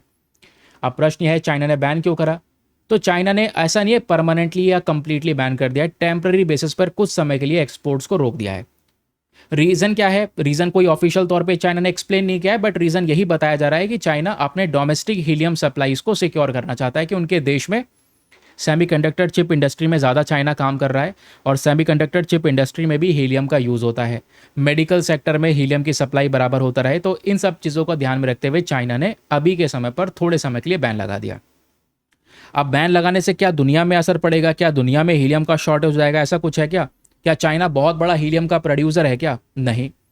चाइना 80% से ज़्यादा हीलियम खुद इंपोर्ट करता है और दुनिया का केवल 1.6% हीलियम को ये प्रोड्यूस करता है। तो भाई दुनिया के सबसे बड़े उत्पादक कौन कौन से हैं फिर हीलियम प्रोड्यूसर? तो ये रहे मेजर हीलियम प्रोड्यूसर्स, जिसमें अमेरिका नंबर 1 पर है। यूनाइटेड स्टेट्स ऑफ अमेरिका दुनिया का 43% हीलियम प्रोड्यूस करता है मेरे दोस्त।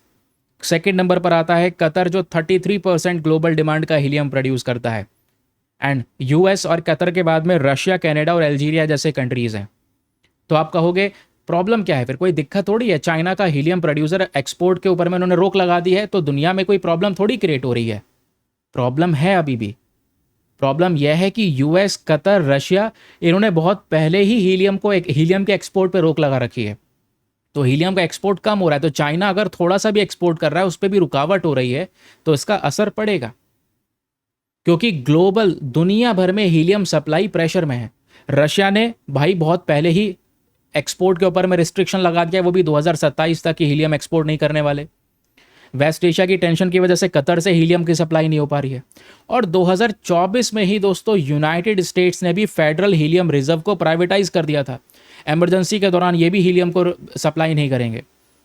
तो ये है दोस्तों हीलियम का इंपॉर्टेंस, आपको समझ में आ रहा होगा।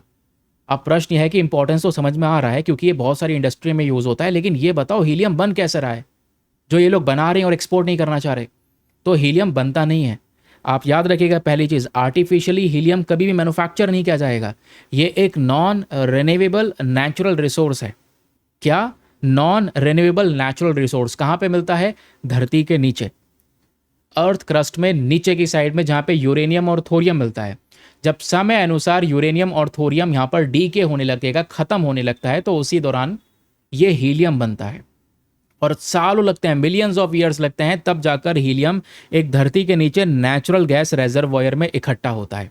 तो उसको बस खाली धरती के नीचे से खींच के हम लोग बाहर निकालते हैं। हीलियम को एक्सट्रैक्ट किया जाता है नेचुरल गैसेस के साथ में। ठीक है, ये याद रखिएगा। और जो हीलियम का आज के समय का मेन कमर्शियल एक्सट्रैक्शन है, यानी कि कमर्शियल तौर पे जो हम हीलियम को निकाल रहे हैं ज़मीन के नीचे से, वो बहुत ही ज़्यादा कम है। और ये एक शर्त पे निकलता है कि भाई जो नेचुरल गैस निकाल रहे हैं उसमें हीलियम का फॉर्मेशन 0.3% है भी या नहीं है। फिर बाद में हीलियम को सेपरेट करते हैं। तो ये प्रोसेस थोड़ा सा महंगा है, थोड़ा सा एक्सपेंसिव तरीका है, लंबा प्रोसेस है, लेकिन इसका इंपॉर्टेंस बहुत ज़्यादा है। अब हीलियम इंपॉर्टेंट क्यों है हमारे लिए, ज़रा ये सुनिएगा दोस्तों। क्योंकि हीलियम में 2 प्रॉपर्टीज़ होती हैं। आपसे एग्जाम में पूछ सकता है, 2 मेन प्रॉपर्टीज़ हैं। पहली प्रॉपर्टी है, एक तो एक्सट्रीमली लो बॉइलिंग पॉइंट है, कि भाई अगर इसको गैस की फॉर्म में मेंटेन करके रखना है तो आपको -269 डिग्री सेल्सियस पे इसको तपाना होगा, ठंडा रखना होगा। दूसरा, केमिकली इनर्ट है, दूसरे गैसेस के साथ में ये बहुत ईजिली रिएक्ट नहीं करता। इन प्रॉपर्टीज़ की वजह से ही हीलियम का आज इस्तेमाल होता है सबसे पहले तो मेडिकल सेक्टर में। जैसे एमआरआई मशीन्स आपने देखी हैं, एमआरआई मशीन में मैग्नेट्स होती हैं, वो गर्म होती हैं जब चलती हैं, तो उनको ठंडा करने के लिए इसी हीलियम गैस का यूज़ हो रहा है। ठीक है। दूसरा आप देख पाएंगे सेमीकंडक्टर इंडस्ट्री है। सेमीकंडक्टर इंडस्ट्री में सिलिकॉन वेफर्स को ठंडा करना पड़ता है, जब चिप बनाते हैं हम तब हीलियम का यूज़ होता है। फिर तीसरा आपके सामने क्वांटम कंप्यूटिंग है, जिसमें क्वांटम कंप्यूटिंग डिवाइसेस को ठंडा करने के लिए हीलियम का यूज़ हो रहा है। फिर चौथा, लीक डिटेक्शन। आपने देखा होगा कई बार जब हम मिशन लॉन्च कर रहे होते हैं रॉकेट्स के माध्यम से, अभी हाल ही में यूएसए का भी एक मिशन था, रॉकेट था, लॉन्च होना था, बट उसमें हीलियम लीक होना शुरू हुआ। तो हीलियम को लगाया जाता है, हीलियम का यूज़ किया जाता है लीक डिटेक्शन के लिए, क्योंकि हीलियम के जो एटम्स है वो बहुत छोटे होते हैं। तो छोटा सा भी अगर एक छेद भी होगा, छोटा सा जगह छूटा होगा, तो उसमें से लीक होना शुरू हो जाएगा। तो छोटे छोटे लीक को, अपने रॉकेट्स में लीक को डिटेक्ट करने के लिए भी हीलियम का यूज़ किया जाता है। एंड इवन इतना ही नहीं, एक और बहुत मेजर इसका यूज़ है, वो है optical fibre manufacturing. Molten glass को ठंडा करने के लिए, है ना, एयर बबल्स का फॉर्मेशन को रोकने के लिए भी यहाँ पर हीलियम का यूज़ होता है। स्पेस टेक्नोलॉजी आज इसरो, नासा, स्पेस एक्स, ये सभी लोग हीलियम का यूज़ करते हैं रॉकेट के अंदर में फ्यूल टैंक्स को प्रेशराइज करने के लिए। और बलून्स यानी गुब्बारों में भी हीलियम ही यूज़ किया जाता है, भरा जाता है, ये तो भाई आपको पता ही है। तो हीलियम के बारे में कुछ बेसिक बातें पढ़ोगे तो ये रहे कुछ बेसिक डिटेल्स। फॉर एग्जाम्पल, जैसे भाई ये कलरलेस गैस है, कोई कलर नहीं, कोई स्मेल नहीं, और दुनिया पे पाई जाने वाली दूसरा सबसे ज़्यादा एलिमेंट, हल्का है, एटॉमिक नंबर 2 है इसका, नॉन रिन्यूएबल नेचुरल रिसोर्स है, कॉमन तौर पे नेचुरल गैस डिपॉजिट से इसको निकाला जाता है। अमेरिका सबसे बड़ा हीलियम का प्रोड्यूसर है। क्या इंडिया में हीलियम मिलता है? बहुत थोड़े मात्रा में। इंडिया में खासकर एक जगह है जिसका नाम है राजमहल वॉल्केनिक बेसिन, याद रखिएगा, ये एक स्टोर हाउस है हीलियम का, यहीं पर मेजरली हीलियम देखने को मिलेगा। इंडिया में हीलियम सबसे पहली बार जो निकाला गया था वो थोड़ी क्वांटिटी में मोनाजाइट, जो थोरियम ओर है, उसको गर्म करके बनाया गया था, खासकर केरला के बीचेस पर। फिर बाकी राजमहल वॉल्केनिक बेसिन के बारे में थोड़ा सा याद रखिएगा, यहाँ पर भी हीलियम थोड़ा बहुत स्टोर करके रखा गया है, प्रेजेंट है। इंडिया इंपोर्ट करता है अपनी ज़रूरतों को पूरा करने के लिए। हीलियम का यूज़ आपको बता चुका हूँ कि भाई आज इसका यूज़ बहुत सारे अलग अलग तरीके से होता है। बलून्स में हो रहा है, एमआरआई, थर्मोग्राफिक कैमराज में भी यहाँ पर इसका यूज़ होता है। ठीक है, फिर उसके बाद में गैस लीक को डिटेक्ट करना, देन उसके बाद में न्यूक्लियर रिएक्टर्स को डिटेक्ट करना। हीलियम का इस्तेमाल रॉकेट्स में भी होता है, कूलिंग सिस्टम के लिए यूज़ होता है, प्रेशराइज फ्यूल टैंक्स के लिए यूज़ होता है। ठीक है, कोई पोटेंशियल फॉल्ट्स होते हैं रॉकेट के अंदर में, कहीं पर कमी है तो उसको भी स्पॉट करने के लिए, उसको डिटेक्ट करने के लिए भी हीलियम का यहाँ पे यूज़ किया जाता है। तो ये हीलियम के मेजर यूजेस हो गए, याद रखिएगा, ये हमने डिस्कशन किया। दुनिया भर में डिमांड की बात करेंगे तो डिमांड किस बेसिस पे हो रही है? सबसे ज़्यादा हीलियम की डिमांड हमारे लैब्स में होती है, फिर सेमीकंडक्टर इंडस्ट्री में है, फिर बलून इंडस्ट्री में है, फिर MRI scanner, aerospace and leak detection में। हीलियम इतना महंगा क्यों पड़ता है?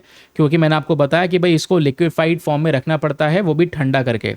मारना भी है, रोने भी नहीं देना है, -269 डिग्री सेल्सियस पर इसको मेंटेन करके रखना है इसकी नेचुरल फॉर्म में।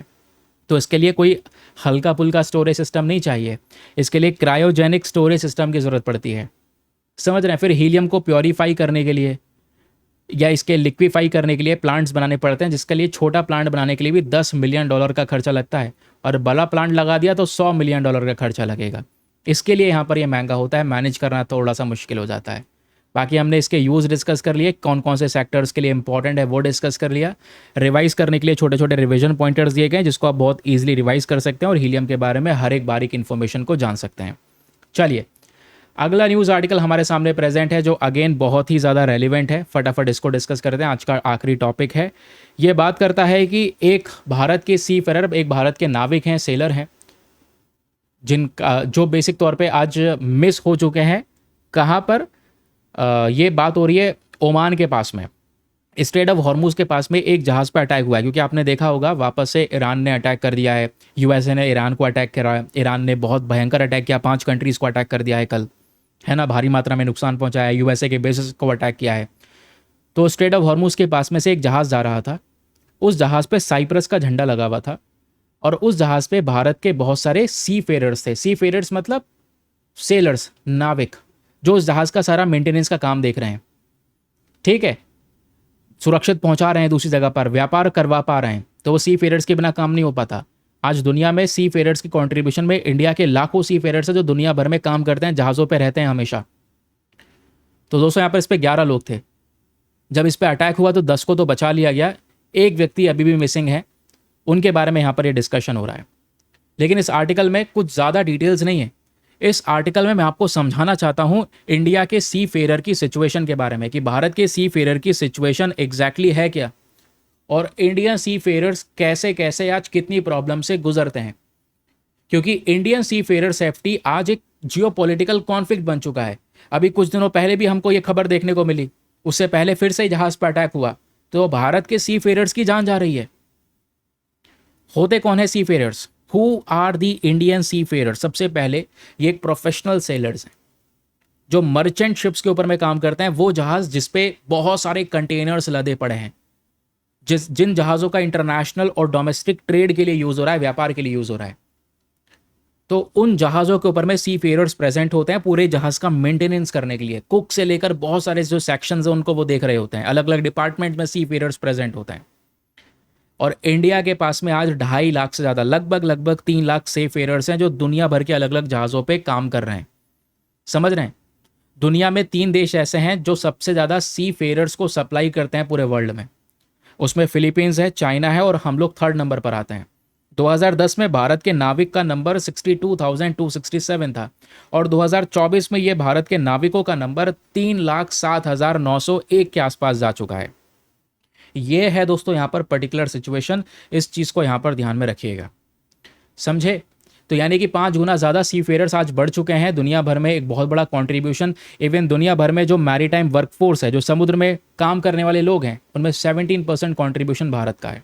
नंबर्स कैसे इंक्रीज हुए? इंडियन एक्सप्रेस की रिपोर्ट है। सी फेयरर्स में आप देख पाओगे hospitality, cook, salon, cruise, deck rating, wiper, bosun, उसके अलावा अदर जो कैटेगरीज हैं, officers, non officers, engineering, nautical, इन सब सेक्शंस में कितने कितने परसेंटेज ऑफ इंडियंस आपको देखने को मिलेंगे, वो डिटेल्स दी गई है।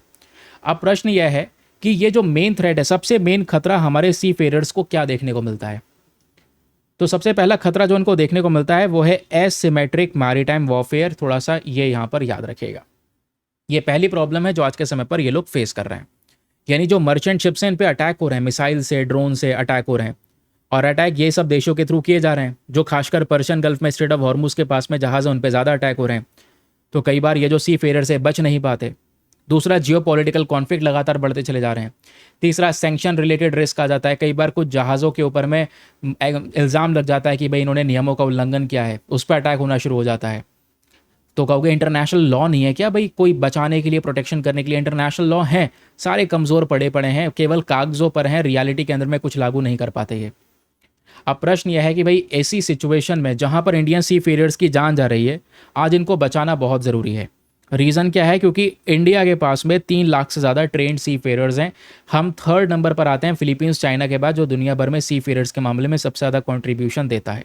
ये नंबर और बढ़ने वाला है आने वाले समय पर। 18,000 इंडियन सी फेयरर्स ऐसे हैं जिनकी जान को आज सबसे ज़्यादा खतरा है। जो पर्शियन गल्फ और गल्फ ऑफ ओमान वाले हिस्से में जो जहाज़ हैं, वहाँ उन जहाज़ों पर काम कर रहे हैं। समझ रहे हैं ना? फिर आप देखोगे इसमें एक इकोनॉमिक इंपॉर्टेंस भी आता है, और ये सी फेयरर्स भारत के लिए बहुत ज़रूरी भी हैं।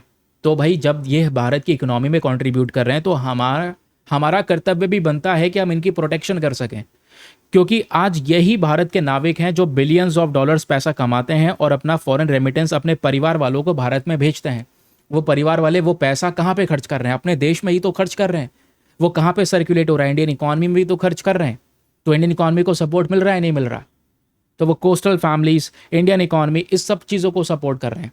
90% से ज़्यादा जो इंडिया का ट्रेड है, 70% से ज़्यादा वैल्यू वाइज जो ट्रेड है, वो समुद्र के जरिए हो रहा है। समझ रहे हैं? तो यहाँ पर सी फेयरर्स की जो रोल है वो बढ़ जाती है।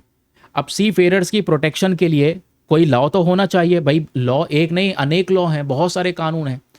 तो आइए उन इंटरनेशनल लॉज के बारे में बात करते हैं एक एक करके। सारे लॉज मैं आपको बताने वाला हूँ, एग्जाम में यहाँ से आप लोगों से क्वेश्चन बन सकता है। पहला लॉ हमारे सामने प्रेजेंट है, यूएन क्लॉज 1982। इसको कहते हैं United Nation convention on the law of the sea. ये फ्रीडम ऑफ नेविगेशन की गारंटी देता है। ठीक है, ये मतलब जो ट्रांजिट पैसेज है वो देता है भाई, एक फ्रीडम देता है कि भाई आपके पास में खुला छूट है, आप इस तरीके से इंटरनेशनल वाटर का यूज़ कर सकते हैं। फिर दूसरा लॉ सबसे इंपॉर्टेंट है, इसको याद रखना, कुछ याद रखो या मत रखो, मैरीटाइम लेबर कन्वेंशन 2006। इसको इंटरनेशनल लेबर ऑर्गेनाइजेशन के थ्रू अडॉप्ट किया गया था और भारत ने भी यहाँ पर इसको रेटिफाई कर रखा है, अप्रूवल दे रखा है। और इसको सी फेयरर्स बिल ऑफ राइट्स कहा जाता है। यानी कि जो सी फेयरर्स हैं उनके लिए एक अच्छी वर्किंग कंडीशन होना चाहिए, उनका कल्याण होना चाहिए, उनकी हेल्थ के ऊपर प्रोटेक्शन होना चाहिए। तो उनके अधिकारों की बात करता है सी फेयरर्स बिल ऑफ राइट। पूछ ले कि भाई सी फेयरर्स बिल ऑफ राइट कौन से लॉ में है, तो मैरीटाइम लेबर कन्वेंशन के अंडर में है। फिर आता है एक और कन्वेंशन जिसको बोलते हैं STCW, standards of training certification watch keeping for seafarers. ये भी इंडिया ने अप्रूव कर रखा है। ये मिनिमम क्वालिफिकेशन कहता है कि भाई सी फेयरर्स की क्वालिफिकेशन होनी चाहिए। फिर आता है SOLAS convention, safety of life at sea. इसको भी यहाँ पर इंटरनेशनल मैरीटाइम ऑर्गेनाइजेशन के थ्रू गवर्न किया जाता है। ये कोई मिनिमम सेफ्टी स्टैंडर्ड्स प्रोवाइड करवाता है मर्चेंट शिप्स के लिए। कि भाई मिनिमम ये नियम है जिसको फॉलो करना होगा। फिर आता है SAR convention 1979, search and rescue convention, जिसको अगेन भारत ने अप्रूव कर रखा है। जो किसी भी कोई भी पर्सन अगर परेशानी में फंसा है, अटैक हुआ है जहाज के ऊपर में, तो उसके रेस्क्यू के लिए बात करता है। अब ये तो हो गए इंटरनेशनल लॉज जो अंतर्राष्ट्रीय लेवल पर लागू किए जाते हैं। क्या भारत के पास में भी सी फेयरर्स को प्रोटेक्ट करने के लिए कुछ लीगल फ्रेमवर्क्स हैं? बिल्कुल हैं। तो इंडिया के खुद के जी लीगल फ्रेमवर्क में सबसे पहला फ्रेमवर्क आता है मर्चेंट शिपिंग एक्ट 1958। ये मेन लॉ आपको देखने को मिलेगा जो भारत के अंदर में मर्चेंट शिप्स को प्रोटेक्ट करता है, सेफ्टी स्टैंडर्ड्स को गवर्न करता है, एम्प्लॉयमेंट कंडीशंस को यहां पर गवर्न करता है। ठीक है, तो मेन लॉ जो भारत में मर्चेंट शिप्स को गवर्न करने वाला है वो है मर्चेंट शिपिंग एक्ट। फिर ऑर्डर देने वाला, यानी कि भाई मर्चेंट शिपिंग जो भारत में हो रहा है, शिप का सर्टिफिकेशन का काम, ये सब किसके पास में होता है? डायरेक्टरेट जनरल ऑफ शिपिंग के पास में। मैंने आपको कुछ समय पहले पढ़ाया भी है। तो ये जो डायरेक्टरेट जनरल ऑफ शिपिंग है, ये आ जाता है ministry of ports, shipping and waterway के अंदर में। इसका मेन रिस्पॉन्सिबिलिटी है मर्चेंट शिपिंग और शिप सर्टिफिकेशन के ऊपर में काम करना। फिर एक तीसरी चीज आती है दोस्तों यहाँ पर इंडियन लॉज में, वो है information fusion centre Indian Ocean region, IFC IOR इसको शॉर्ट फॉर्म में बोलते हैं। गुरुग्राम में इसका ये पूरा लोकेशन हेडक्वार्टर प्रेजेंट है। इसका मेन पर्पस है मैरीटाइम डोमेन अवेयरनेस पे काम करना, समुद्री जो खतरे हैं उसको आइडेंटिफाई करना, रियल टाइम में समुद्र में जो भी खतरा है उसको मॉनिटर करना, इंटरनेशनल जो शेयरिंग है, इंटरनेशनल इंटेलिजेंस जो है आपस में एक दूसरे के साथ में शेयर करना, ताकि हम सब कंट्रीज आपस में कोऑपरेट करके काम कर सकें। तो इसके लिए IFC IOR जो है ये बॉडी बनाई गई है। तो ये सारे डोमेस्टिक रेगुलेशंस हो गए। ऊपर जो हमने डिस्कस किए इंटरनेशनल लॉज, और अभी जो हमने डिस्कस किए ये भारत के खुद के अपने लॉज आपको देखने को मिल जाएंगे। अब ये रहे कुछ रिवीजन पॉइंटर जिसको आप बहुत ईजिली रिवाइज कर सकते हैं। ठीक है, इस पूरे आर्टिकल को आराम से रिवाइज कर सकते हैं, आपसे एग्जाम में क्वेश्चन बन सकता है। चलिए, अब जो भी डिस्कशन हम लोगों ने इस पूरे सेशन में किया है, प्रैक्टिस क्वेश्चन मिल रहे हैं, फटाफट अपने कमेंट सेक्शंस ओपन करिए, क्वेश्चन 1, क्वेश्चन 2, क्वेश्चन 3 डालिए और आंसर्स को लिखना शुरू करिए। जल्दी जल्दी पता चलेगा आपने कितना कंसंट्रेशन वे में पूरे सेशन को सुना है। Question 1, with reference to India's first hydrogen train, Bharat का पहला हाइड्रोजन ट्रेन के रेफरेंस में 3 स्टेटमेंट है, बताना है कौन सा स्टेटमेंट सही है। पहला, ये जो ट्रेन है ये इलेक्ट्रिसिटी जनरेट करेगी ऑन बोर्ड, सीधा वहाँ पर ट्रेन में इलेक्ट्रिसिटी बनाई जाएगी हाइड्रोजन फ्यूल सेल्स का इस्तेमाल करके और ऑक्सीजन को एटमॉस्फेयर से लेकर। सेकंड, इसमें से जो केवल एमिशन होगा वो केवल वाटर वेपर निकल कर आएगा। थर्ड, कोरोडिया इलेंट ये डेवलप किया गया था एल्स्टॉम के थ्रू, ये दुनिया की पहली हाइड्रोजन पावर्ड पैसेंजर ट्रेन है। तो बताएं तीनों में से कौन सा स्टेटमेंट सही है? 1 and 2 only, 2 and 3 only, 1 and 3 only, या फिर डी, तीनों के तीनों स्टेटमेंट्स यहाँ पर सही हैं।